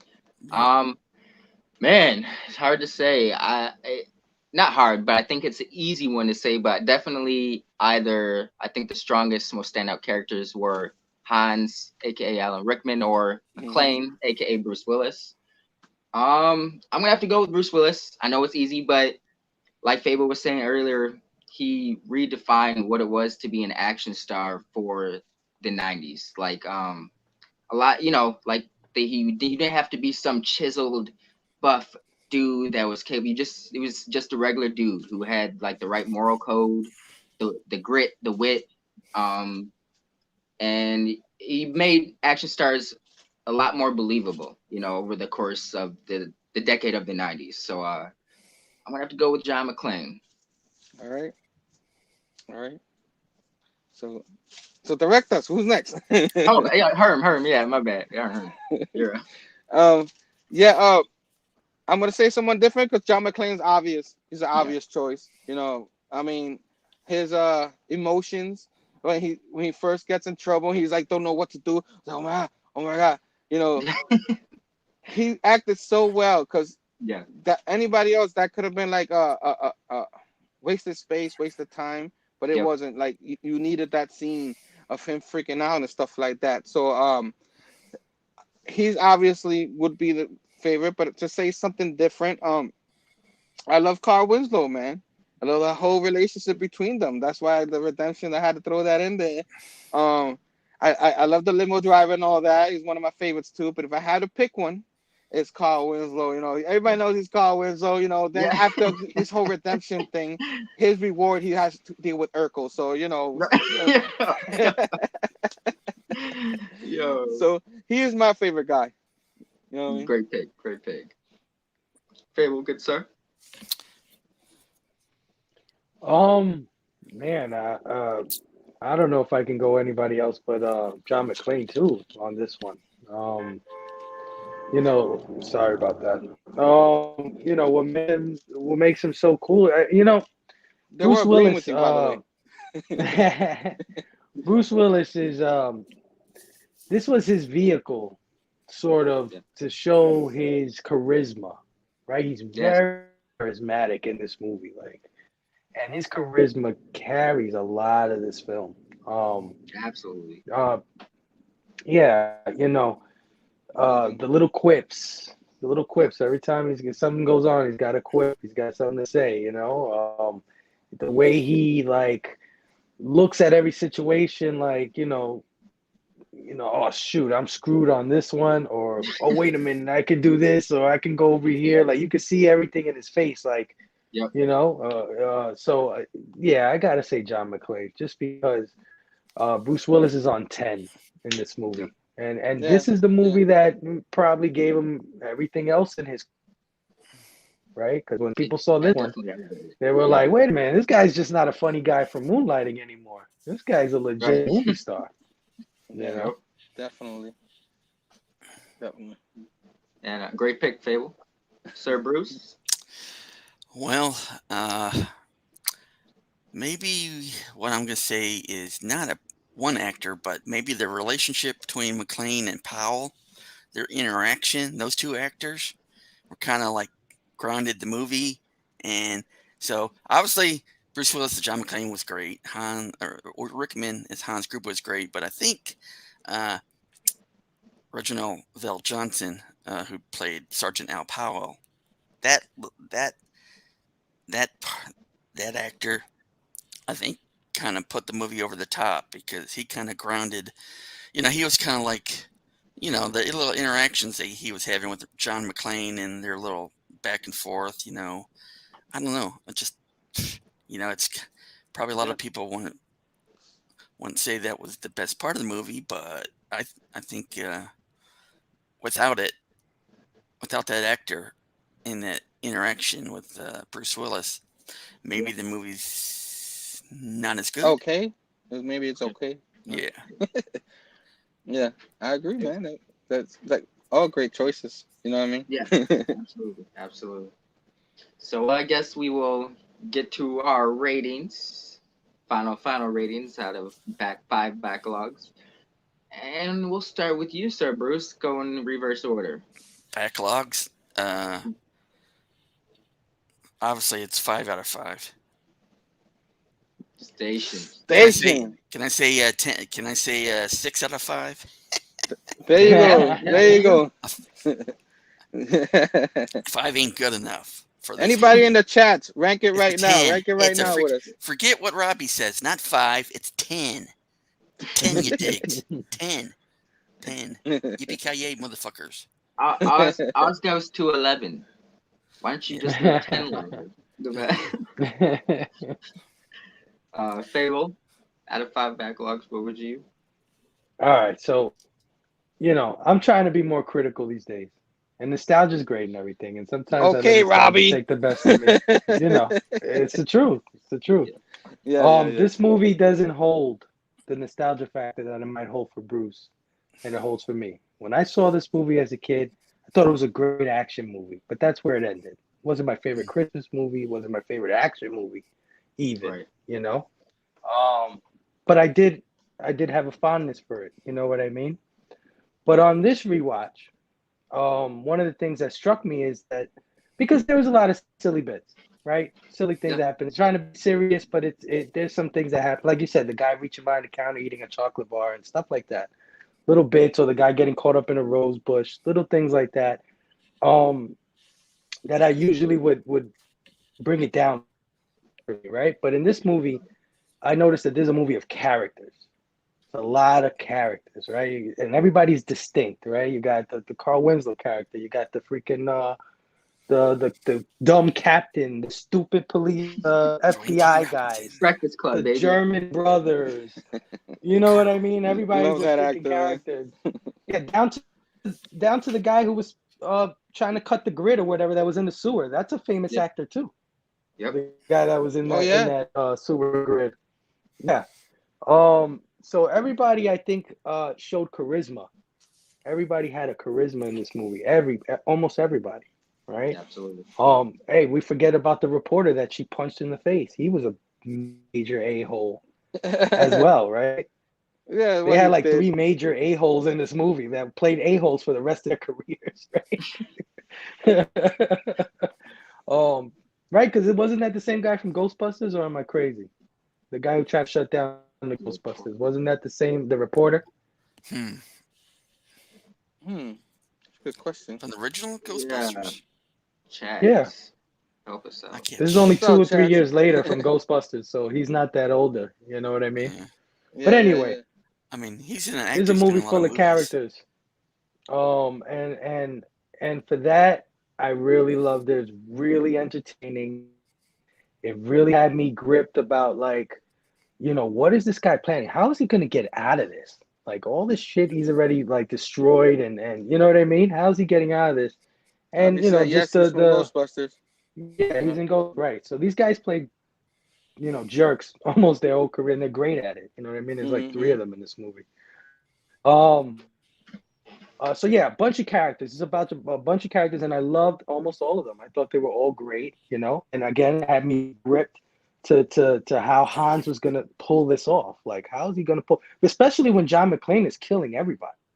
Like, he won 12 guys. By the end, he had like 3 or something like that, and he was still confident, just like Stef said. He was still like, "Yeah, we're gonna get out of here." I counted for this. You know what I mean? Yeah, it doesn't matter. Don't worry about it. So just off of that and all of that, I'm gonna give it a 4.5. 4.5 Okay. backlog. Station, that's respectable. Station. Yeah, I thought it was a great movie, very entertaining. I can't see anybody who walks into this movie and not enjoy it. It doesn't have to be perfect, but it's very highly enjoyable. It is perfect. That's well, why when I everything think for the about next these 20 kind of years after the movies, movie was Die Hard on the ocean, Die Hard on the moon, Die Hard on this. Yeah, but then you're forgetting about 48 Hours and Lethal Weapon and Beverly Hills Cop, and these are movies that have the same action, comedy, elements to them. That may be on par or better for other people. You know what I mean? So in my view, this is a great action movie, and it deserves to be in a lot of people's top 5 if this is the kind of thing they're into. You know what I mean? I can totally see it, but I'm gonna give it a 4.5. It's respectable, very respectable. That's not bad at all. So Herminio. Me? Yeah. So all that. Great argument, Phable. Great argument. I don't remember us being critics, but I guess going the Robbie route there. Yeah, Robbie, I said your name earlier. But it's out of respect. I love you, Robbie. We're gonna go to chats in a second. 4.5 is still a great grade. You know what I mean? It's still like that's still a fantastic grade. So it's like the difference between a 9.6 and a 9.8 and a slab, man. It's like what is it? What? But this is one of my all-time favorite Christmas movies, and not my favorite Christmas movie. So it's one of my all-time favorite action movies. So there you go. You name Lethal Weapon and all that, and I loved all that. You know what I mean too. But if I had I don't know if I had to pick one, I'll pick this one, but I probably would, because I actually, when I was a kid, they took me to see this movie. You know what I mean? An 8-year-old, you know what I mean? And I remember how I was feeling, and at that time the audience was reacting this not quite like when I went to see No Way Home, but almost like that. You heard they don't do that unless it's a big movie these days. Yeah. That day, almost any action movie you go, there's reactions everywhere. So every little thing, that people were digging it. Bruce Willis was still new to people, and they were loving every minute of it in that theater. I got lucky to experience that as a little kid. and all that, and I freaking love the hell out of it then, and I love it now. Rewatching it, the nostalgia hits me. And you guys know that's what happens to me. If I rank it a certain way, and then the nostalgia might bulk it up just by a little bit. So you guys know 5.0 for me, one of my all-time favorite movies. Like Station. So hell yeah. we got one left. Yeah. This was definitely a genre changer. We've all were saying earlier, it definitely revamped the idea of what an action star should be or could be like. Phable made a good point earlier about, Lethal Weapons, Beverly Hills Cop, like they're in the same vein in these movies, but kind of different, like more comedic. I probably would prefer Beverly Hills Cop over this movie, but they're both fantastic movies.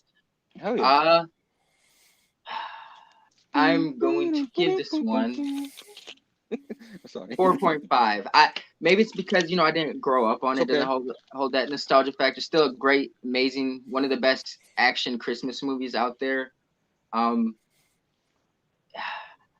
want to dissect it a little further about why I don't give it a 5, but I'm gonna go 4.5 for now. I almost said 4, but you guys made some very valid points about how classic it is, just how the characters are all on 10. Everyone's very distinct.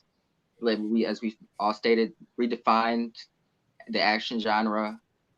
Strong 4.5. Station to that. And what's the average? What's the whole average for that? I think that would be a cumulative total of 1, 2, 3, 4.69. Station.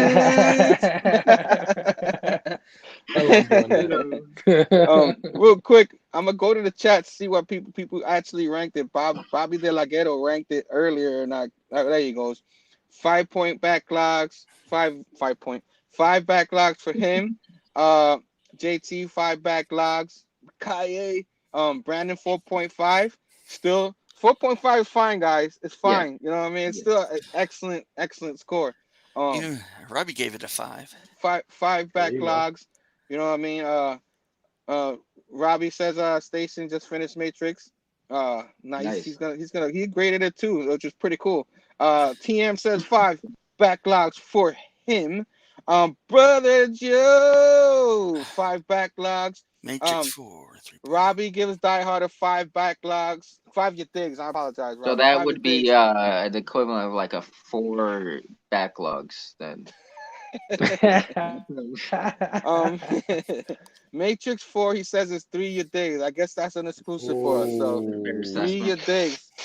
A little bit above average. Okay. All right. I was gonna say cover your eyes and ears, Phable. Who else? I hope I didn't forget anybody. Yeah, he said 4.5 ain't no joke. Nick gave it a 4.5. Oh, he said 4.5 was a high ass score. Nick, did you give it a 4.5 too? Did I miss that? Not for a Christmas movie that you can watch anytime, Nick. Yeah, I mean you can't watch it with the kids, but I was a kid when I saw it, I guess that's why I ranked it a 5.0 because I actually was in the theater to see that. Time to make the donuts. Take it home, fellas. Be good, fam. Station JT, thanks for being on here. John Thomas. JT. We can't wait to see you next time. Hans Gruber was one of the best cinematic villains. Vader level. I agree. Yeah. He was so good. For sure. Yeah. And his performance in Harry Potter is great because he made you hate him, even though there's a reason why he was doing everything. In the end, everybody knows what happened. Probably the best character in the Harry Potter franchise. I want to say the books, but as well as the movies. Like, he was a great character, written as a great character, but Alan Rickman definitely gave all the subtleties his performance necessitated for that character. I would say I was immensely disappointed with the Matrix Resurrections. Okay, I can't wait for that movie review. I'm gonna. Resurrection was the third one, right? Yeah, I think so.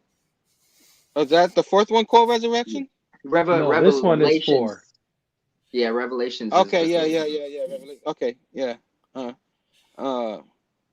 I wish I had Die Hard miniature sets like Nick had for Christmas Story. Yeah, man. That's what we were waiting for. Bruce to go, yeah, this is the scene. I was gonna and this say, part of the man, I building. guess I'm not a real fan, man. I don't have all these miniature sets and You don't action got your figures and Nakatomi Plaza. BB Or a set little over there? gun, Red Ryder Christmas BB ornament where gun. you get like Bruce Willis with the lighter in Action his figure. hand, just looking out. You're gonna have to look into that, Bruce. You know what I'm saying? Yeah. Brandon said he was a great Scar. Love Snape. He's probably one of the favorite. Oh Yeah, yeah. Do you yeah, know Was what, Brando? Rickman? That is awesome. No, You that know was what? Scar Jeremy was Irons. fantastic. Oh, it was Jeremy Irons. Yeah, it Yeah, wasn't. he was Scar. Yeah. Wasn't him. Okay. Sorry. Yeah. No. You're right. I thought you knew your Disney movies, man. What happened? Brandon. Come Yeah. on, Brandon. He's like psych. Brandon Ray yeah. best performance in Dogma as well. Yeah. He was yeah. God whisperer or whatever. I agree. The voice of God. Yeah.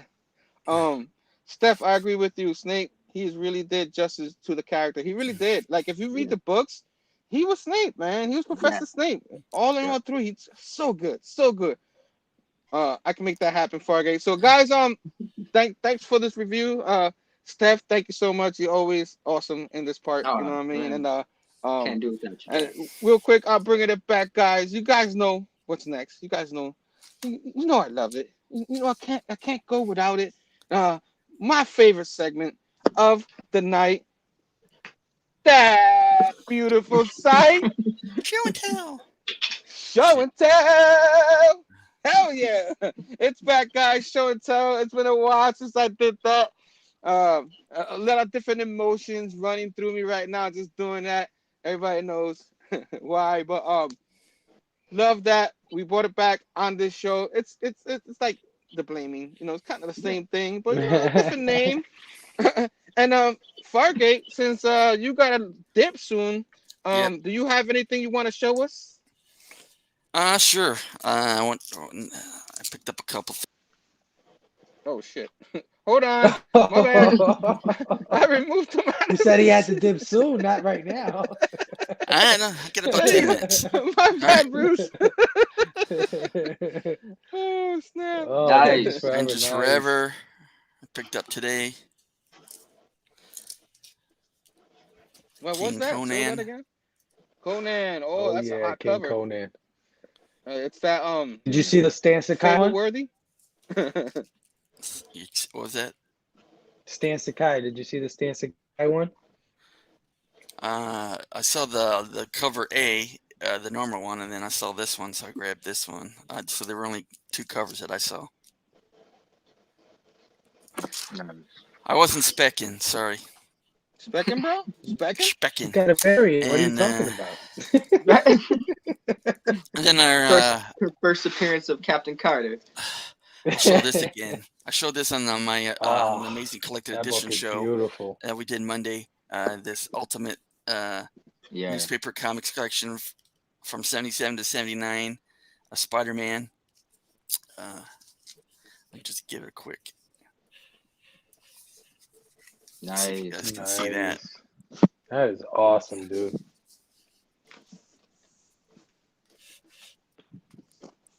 So these, they did black and white comic strips for Spider-Man like Monday through Saturday, and then Sunday they did like a big colored splash page. Nice. It started in 1977, and at first Stan Lee and John Romita were writing and drawing it, and then eventually I think Stan Lee's brother took over the writing, and he just quit doing it just maybe a couple of years ago. Oh wow, that's awesome. So this is volume Amazing Spider-Man, volume 1. Oh, IDW published it? It says Marvel IDW, so and someone was asking what the price was. Well, $49.99. That's not bad. Not at all. And they have a soft cover version of this, which I gave to Herm since I upgraded. Yeah. And then they have volume. They have several volumes, obviously, that come after this, but. And then, I got it at an auction that Omar in near mint condition was having with Dynamite for some charity auction, and they sent me a free trade paperback since I Charlie's Angels. Oh, Charlie's Angels. So, and then if you read it, let me know if it's good. Right, and then they gave me this autographed card, and it says, "Congratulations, you have received a limited edition Witchblade Millennium autographed card." Oh, that's sick. Wow. So by J.D. Smith, 35. It looks like it says something 35 of 700. And then I got this from Herm, and it's nice. Yeah. Appreciate Herm and Maria the best. Got my Christmas card. And then Back it. I'm gonna slap it now. I don't know if he's on. Is he on the chat with us? Got some stickers. Nice. Chamorro Cinema sticker. Many nice stickers, bro. I gotta step my game up. Next year we're gonna have stickers. So yeah, I won some books from Chamorro Cinema's channel, and he threw these in. Nice. And of course, maybe in the future you can have a comic shop news segment. Yeah, you've been plugging that news segment for so long. Yep. Thank you, Taqi. So that's it. I gotta get ready to go to work, so I'm gonna all right, man. Drop off. All right, brother. All right, bro. Thank you for the review, bro. Station, right. that was awesome. Station. You know what I mean? Appreciate it. Robbie was like, "Damn, Herm, can't even get the variety pack." You know what I mean? We did get a variety pack. You know, for some reason, we sent a lot of them out, so one or two people might have got the repeat. It was just like, it was just like, we got them together, and then we try to do that. You know what I mean? We went out and picked different kind of cards, so nobody would get the same thing. And I apologize, Robbie, but I hope you still liked it. You know what I mean? And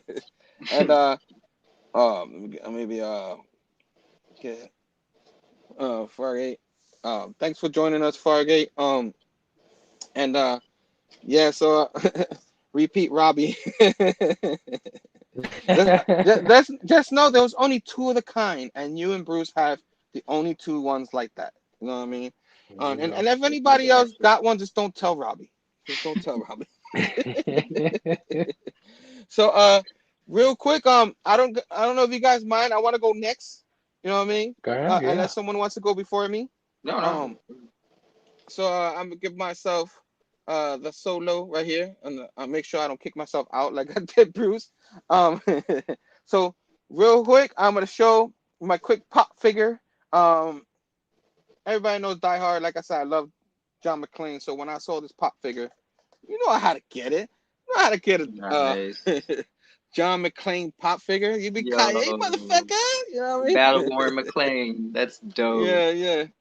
You know what I mean? I didn't find this one. You got the little ho guy. I was trying to find him too. Kyle Winslow up in there, but maybe one day. But I did get John Mclean. Love me some John Mclean. So that's know what I mean. Well played. Love him. One of my all-time favorite characters, Bruce Willis.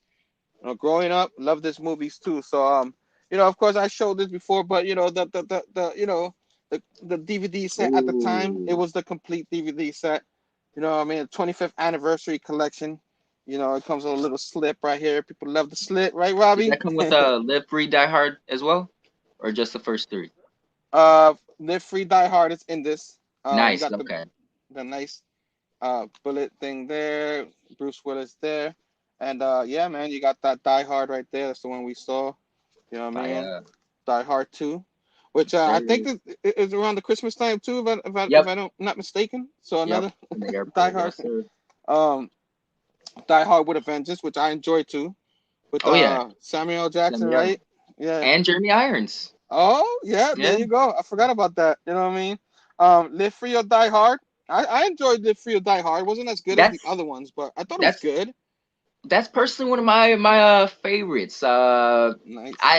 It does kind of take away that one takes away from John McClane kind of being just an average guy. Kind of becomes like a super action hero in that one, but it's well done. It's it's for the Millennium, so I give it a pass. I enjoy it. And then they came out with an extra Blu-ray and it say the decoding Die Hard. I guess all the behind the Oh, scenes that's stuff is sweet. in there. So Yeah, that yeah. yeah, 25th anniversary when this came out, I had to jump in this. It was I bought it on sale, one of the Best Buy sales on a Black Friday ones. So I got that, and then of course I don't know if the and not this one. This was another one that came off after that one. You know what I Yes. mean? A Good Day to Die Hard, which I enjoy each and every one of them. You know what I mean? So I if I'm not mistaken, was there one after this one? No, that was the This was last the one so last far. one Yeah. because I heard it was gonna be another one. I don't know if it ever came out. You know what I I mean? hope they make another one. But yeah. So Love Me Die Hard. Like Yeah. that's why I have all of them because I freaking love it so much. Nice. Yes, Fargate did send me a Christmas present, a you want to call it, but Ooh. more Merry Christmas. And you guys just saw it. He got the hardcover edition, so I got lucky and got the softcover edition from him. Nice. You know what I mean? It does cover the newspaper strips from Volume 1, January 3rd, 1977 to January 28th, 1979. Nice. Right, and it Wow. came out before I was born. And yeah, like you said, like the sun, like we discussed it on Fargate's show. You know what I mean? The Sunday paper was the one that had the color. So during the Yeah. week, they had just one strip a day. During the weekday, you know what I mean? You go to the comic strip section in the Right. newspaper. And then Sunday, I always loved Sunday because I always read the Sunday ones. It's always confused me because by the time I was a kid, we were kids, they kind of like it was repeats. They were like classics. So Right. like I would always get confused. I don't remember what happened. Uh, when I first started reading them as a kid, I didn't realize that during the week there were other strips. You know what I mean? So Right. I was like, what's going on? Right. But this was a great way to Stanley and Remita came back. You know after. Which is my favorite Spider-Man run is the Stan Lee Remita run. I enjoyed it so much when I read the omnibus for the first time, and I love the Thicko Lee always special in my heart, and all the other runs, the Tom McFarlane days and all that. But the Remita days is one of my favorites, and this one gets out of continuity from the comic book, so they kind of do almost their own thing in the Oh newspaper. wow. So I think Wow. there's Yeah. like 4 or 5 volumes of this. I'm not sure, but I want to get them all. Now that he got me this, now I want to hunt for the other ones. So let me Blame put Bruce. blame Bruce, blame Fargate. You know what I mean? Yeah. So these two was a little sentimental, real quick. Real quick. I keep saying that, but these was what was gonna be part of the giveaway if Sam got to 1K. But uh, that might still happen one day. But he sent them to me as a gift. He said, "You decide what you want to do with them." And haven't decided if I want to keep them or do a giveaway with it. But Marvel team ups, which I just got from that Bueller sent me my Nice. way from his original collection, as you guys saw. So this is volume 3 of Marvel team ups. So he got me the Masterworks. This is my first Masterworks ever. You know what I Oh mean? wow. If I Yeah. decide to keep it, yeah. Nice. So Oh yeah. yeah. So if Marvel team up right here, I get a little emotional.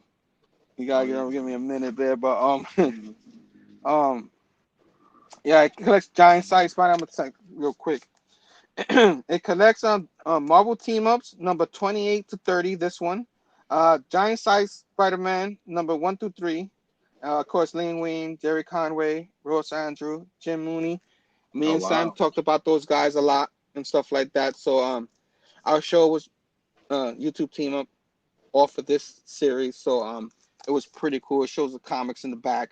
Like anybody who had an omnibus knows that they do that in the omnibus. They do it for the Masterworks, which this one's like a lot better version of. Really well done because they're very expensive. A few for a few comics. So you know what I'm saying, like 10 to 12 comics. I think it comes with. Oh This wow. one, yeah, this one comes with a cup. I think 9 because of the bigger comics. But that's volume 3, and then of course he sent me volume 4 of it, Nice. and Yeah, it might be a little more than 9. It's just they can't fit it all in the back. But about 10 or 12, like I said earlier. This is Marvel Team Up. This is Volume 3. Has all those comics in the end. You know what I mean? Valkyrie, Doctor Strange, Man Thing. I didn't even say who was in this one. This one had Thor, Shang-Chi and all them, Daredevil. So you guys know. You guys seen my video with all the other team up books that I got from Sam's collection. So this is a wonderful little collection, Masterworks. They only print them once. Once they print them, that's it. Oh wow. Yeah, I think they reprinted in soft covers, if I'm not mistaken. But all classic books. This one has Jerry Conway and Sal Buscema with Bill Mantlo and Ross Andrews. So like Classics. Very classics art. so Yeah. yeah. So I haven't I'm gonna definitely read them as I'm everybody knows now that I got all those team ups. I'm trying to get through all the team ups. I think I got from 70 on now, like all of them. Oh wow. So like Nice. yeah, no, not from 1 to 70. I got scattered, but I don't have number 1. But one day I'm gonna get number 1. Hell yeah. But yeah, so I got these. I'm gonna put these down somewhere, and I got 2 more things from him, and then you guys can go. Ow! I just dropped that. Uh, this comic he gave me this one. This one's the Web of Venom. Empire Ends. No, it's coming. That particular awesome issue. What's Oh yeah. special about this one is it's signed by Donny Cates. Oh wow. Nice. So he sent me a Donny Yo. Cates signed No It's Coming book, which I enjoy all that shit. So you know what I'm saying. Yeah. So the With fact the that I series. I mean, That's sick. I have this issue, but now I got that one that I could read, and this one, of course, you know, maybe one day I'll send it to CGC or the other one and get it like slabbed or something. You know what I Oh yeah. mean? I don't get a lot of things slabbed, but I do have 10 free uh prints from the Road Trader that I won. I think on tomorrow's show was it that I won it? I won it somewhere, but uh right here. You know what I mean? So boom, we got that, and then this one is sentimental too. It's not his copy, but he saw it. The very first issue that Sam showed on our show and tell was Amazing Spider-Man. You know, the Nick Spencer run, the variant right here. So Bruce Nice. sent me his version of it, the one Yo. he had. So yeah, this is the very first one that Sam showed on our show together, and he felt like I should have a copy of myself. So thank you so Station. much, Bruce, Yeah. Station brother. I was very emotional as I was opening them and stuff like that. So, yeah, you guys know how I Yeah. feel No, about yeah. him. But I know, That was awesome, Bruce, man. thank you, Bruce. That was Yeah. awesome. That was his Christmas present to me. He has a good heart. Bruce has a great heart. He has Yeah. a different sense of humor. You know what I mean? Like JT would say. You know what I mean? But he's a good dude. He's good in the community. You know, he supports a lot of people. So Station Bruce, love you, man. Station. Love you. Thank you so much. Happy holidays to him. And yeah, let me get myself out of here because so I guess I'm gonna go. Fable told me about what he was gonna show, so we're gonna keep that for last. You know what I'm Okay. saying? So, Right. Link, do you have something you want to show something? Yeah, just some quick books. I posted a photo on my Instagram last week of God Country, Donny Cates' claim to fame. But it made me want to go back and reread one of his earlier works, which is a lot of his works follow similar themes, like the whole father-son dynamic relationship, a lot of redemption. Maybe that's the theme for tonight because that was prevalent through Die Hard. So, but it's Buzzkill. It came out I think like a Nice. few years before. Yeah, thank you. It's by him, Jeff Shaw, and I think he has a co-writer, I believe, or someone helped him come up with the idea. But it's about a superhero who gets stronger the more inebriated he is. So the more drugs he's taking, the drunker he is, the more powerful he is. But he's still, you know, um, not in the right mind. Like he's still drunk and messed up when he's doing this stuff. So that leads to like a lot of collateral damage and stuff like that. But it's just a cool little series that, you know, I hear people talk about God Country a lot. No one really talks about Buzzkill or some of his earlier works. So I just spotlight that. Fire, There's bro. a 4-issue, thank you. 4-issue miniseries. Blame Stef right now. Blame Stef. You got a whole bunch of people going to go find Buzzkill. There goes our wallets. But yeah, it's you know, if you love God Country, I feel like you'll love this as well. It's got a lot of similar themes to that and Venom, you know, father-son, parent-child dynamic, stuff like that. It's underrated. But that's all I have for this week. Alrighty. So next up, the fabulous one, Station. All right, so you know, we were talking about earlier that we're trying to develop a video game segment. You know, it's still under construction, but I figure I'd spotlight a video game company, a studio that I really enjoy that I discovered within the last 3 years. And I went crazy getting all of their releases. So this is what I'm going to show off, just their releases. But the studio I'm talking about is Studio Ryu Ga Gotoku Studios. It's a Japanese studio, obviously, right? Ryu Ga Gotoku. And it means like a dragon. This studio is one of the smallest studios at Sega. Everybody knows Sega from Sonic the Hedgehog and Genesis and all this stuff. But they had this small studio, and these guys developed a game called Yakuza. I don't know if you guys have ever heard of Yakuza, but Yakuza I discovered this series within the last 3 years, and this series had came out in the early 2000s on PlayStation 2, I believe, if I'm not mistaken. But I skipped those games. I didn't play those games at all.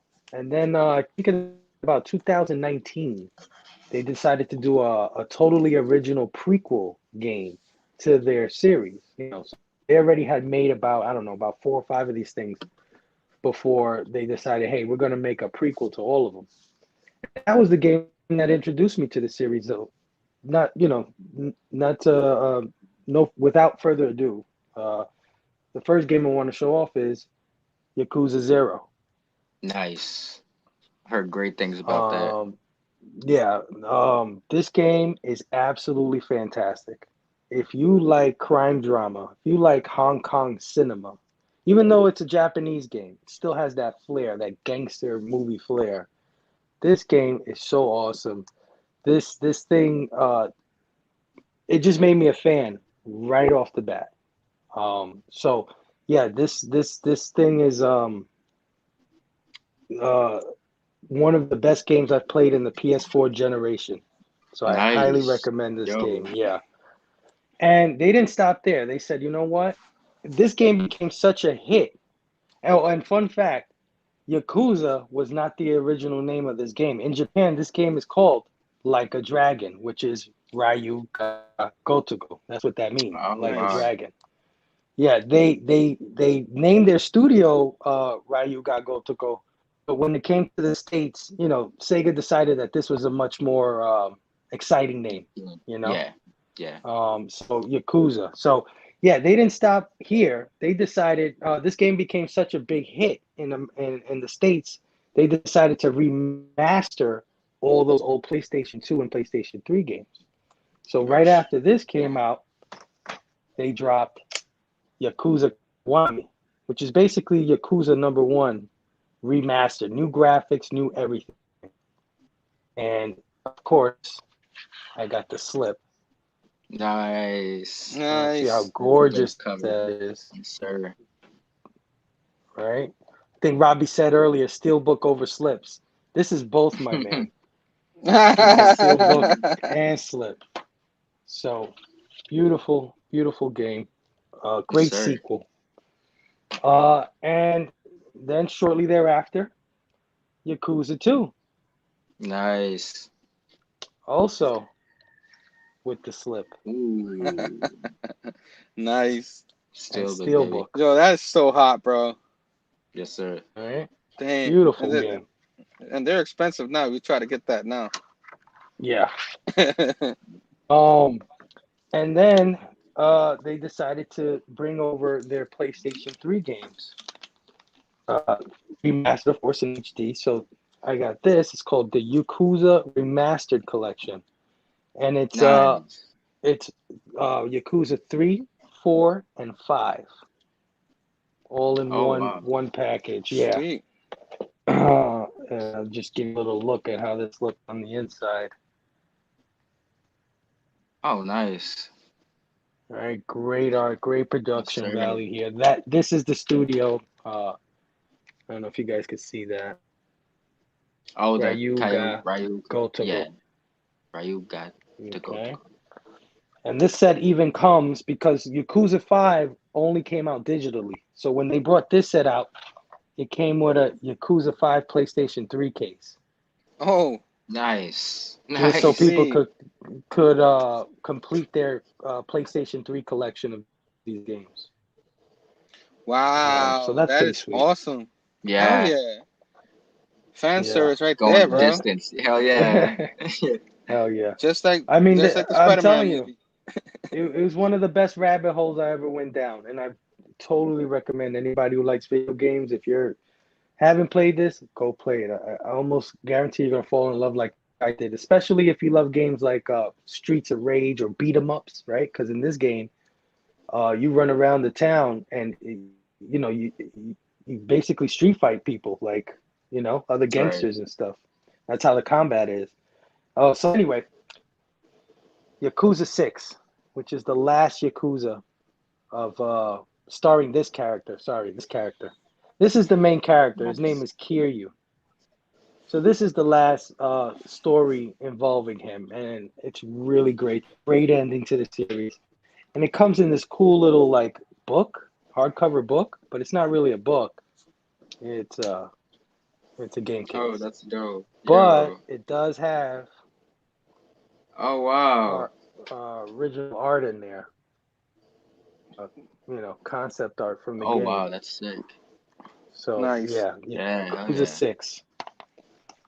So this studio, brought out these 6 Yakuza games, and they also had other releases that were pretty cool. So one of those releases is called Judgment. It takes place in the same exact town, but it's just a whole new protagonist, and it plays almost exactly like Yakuza. Instead, they have, on top of that, they have a detective portion where you're trying to solve crimes, because this guy's a cop. See, Yakuza's a gangster. This dude is a cop. Oh, Nice. that's dope. So it But takes place flip in the the exact same map. Universe. Just you're a cop, yeah. And just recently, a few months ago, they released the second part for that game. Lost. Oh yeah, I saw that one. Yeah, which Nice. is really cool. Yeah, we want to check those out. Yeah, and those all take place in the same universe, which is so cool. Like, so you're gonna see the same locale, same characters that you've seen in the 6 Popping Yakuza in. games. Yeah, Right. it's awesome. It's a great universe. And they also dabbled outside of the Yakuza universe, and they made a game based on an anime, which I absolutely love. It's a big part of my growing up. But they also made a game called Fist of the North Star. Nice. Yo. Lost Hell Paradise. Right? Anybody who knows this game, this anime is very violent, very bloody and gory.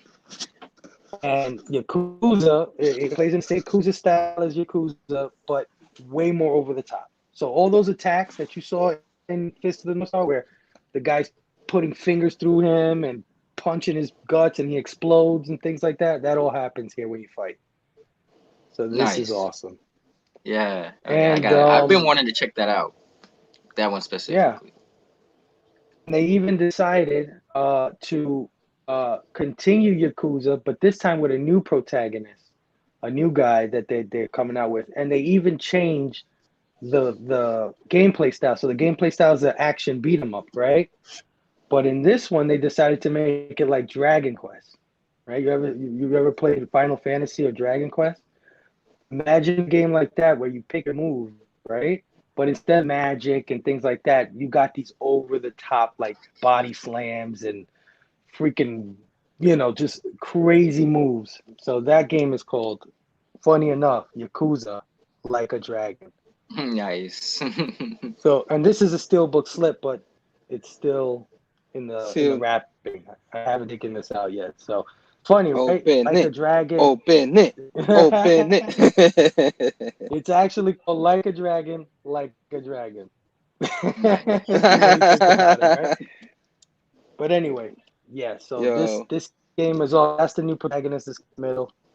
Love it, love it. So yeah, if you guys love Hong Kong cinema, gangster kind of tales, nitty gritty street stuff, you like games like Streets of Rage and just classic beat 'em ups and things like that. And man, I can't recommend Yakuza and all of the games from Ryu Ga Go to Go Studios. So that ends that show and tell. And I got one more. My wife like, gave yes, me a I have that one. My wife gave me an early Christmas gift. Now she knows, just like most of my friends, all you guys out there know, I'm a big Transformers fan. So she got me a Grail figure that I've been looking for.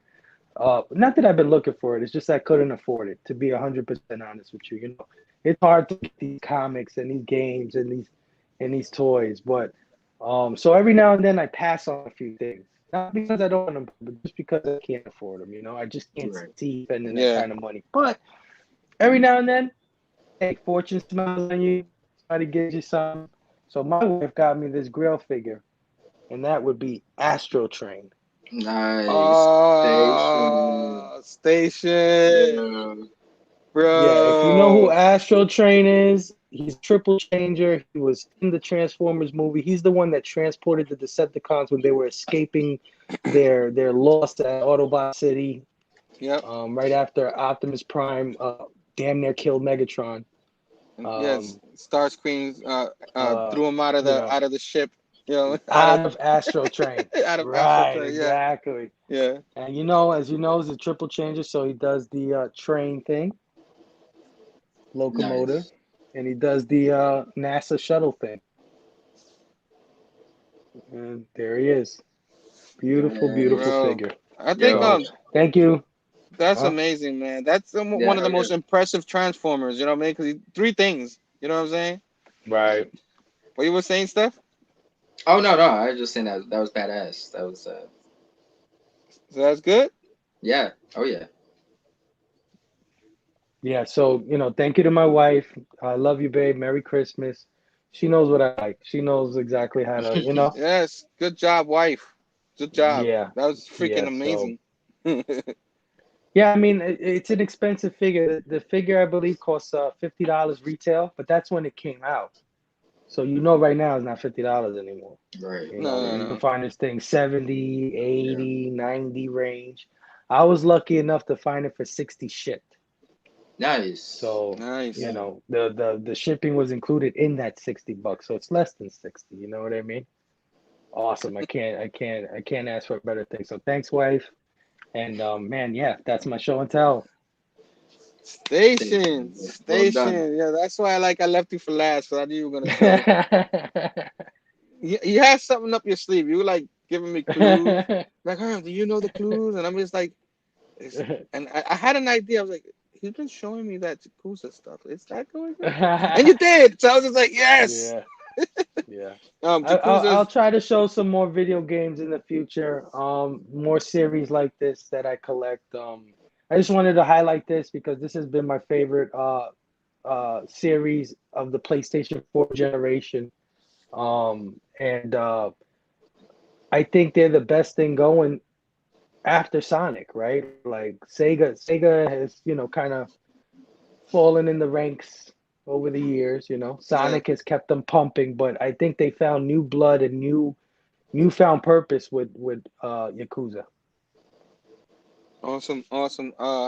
Bobby said they offered me a spot in Yakuza, but I told moms I wouldn't do that stuff no more. So Bobby said I passed on Astro Train a while back, regret it. Yeah. Astro Train's so good, man. Nice. Phable. The win for Phable, yes, that was amazing. Man, everything we showed today was amazing. We had a wonderful show. Thank you guys again for relaunching, this awesome show on Whiplash Wednesday. We closing it out like we know how to do. You know what I mean? I thought I had fun today. I hope Yeah, oh everybody, yeah, what oh I yeah. mean, had fun with us. Bruce was great. He gets giddy. You guys already saw, like, I was trying to get some pointers in. He's like, yeah, but this, yeah, but that. And Bruce, I you were was great. You were I was great. hoping he wouldn't get too mad at me when I didn't give it the 5. I was like, he's gonna be He a probably little was just like, upset. really? Really? Out of all movies?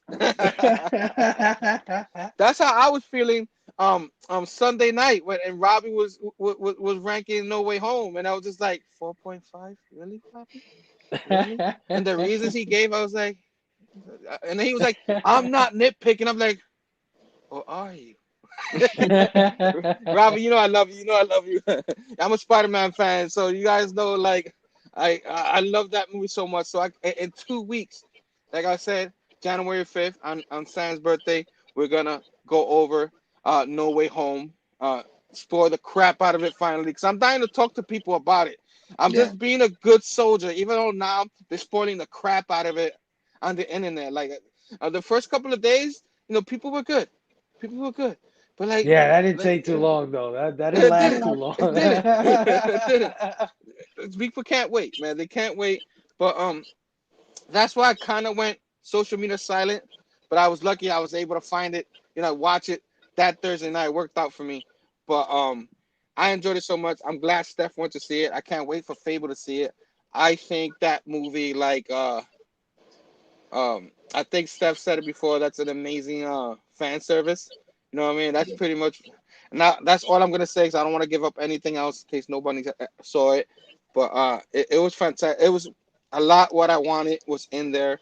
Um, I know, like, people have these expectations and they want that, they want that, they want that. They're not gonna put all that right. into one movie. You know what I mean? Yeah, But they did a lot in this one. So there are times where you're like, I knew that was gonna happen, but you want to still see it happen. right, You know what I mean? right. That's what happened with this movie. So I can't wait to review with you guys in 2 weeks, and then um, next week, as soon as Herm could find the thumbnail, next week we're gonna have a year end. Let's talk about a remastered yearly wrap up of 2021. So we're gonna not quite like the grievance episode that Festivus is for Robbie. He talked about it earlier tomorrow night on the Pop Culture Philosopher. They're having their Festivus where they allow their grievances, all that kind of stuff, the good and the bad and all that. One of my favorite shows of the year. Unfortunately, I work, so I'm gonna have to, like, sneak out, in the bathroom at work and stuff, and listen and say hi to everybody. But guys, check that out, man. That's awesome. Pop Culture Philosopher.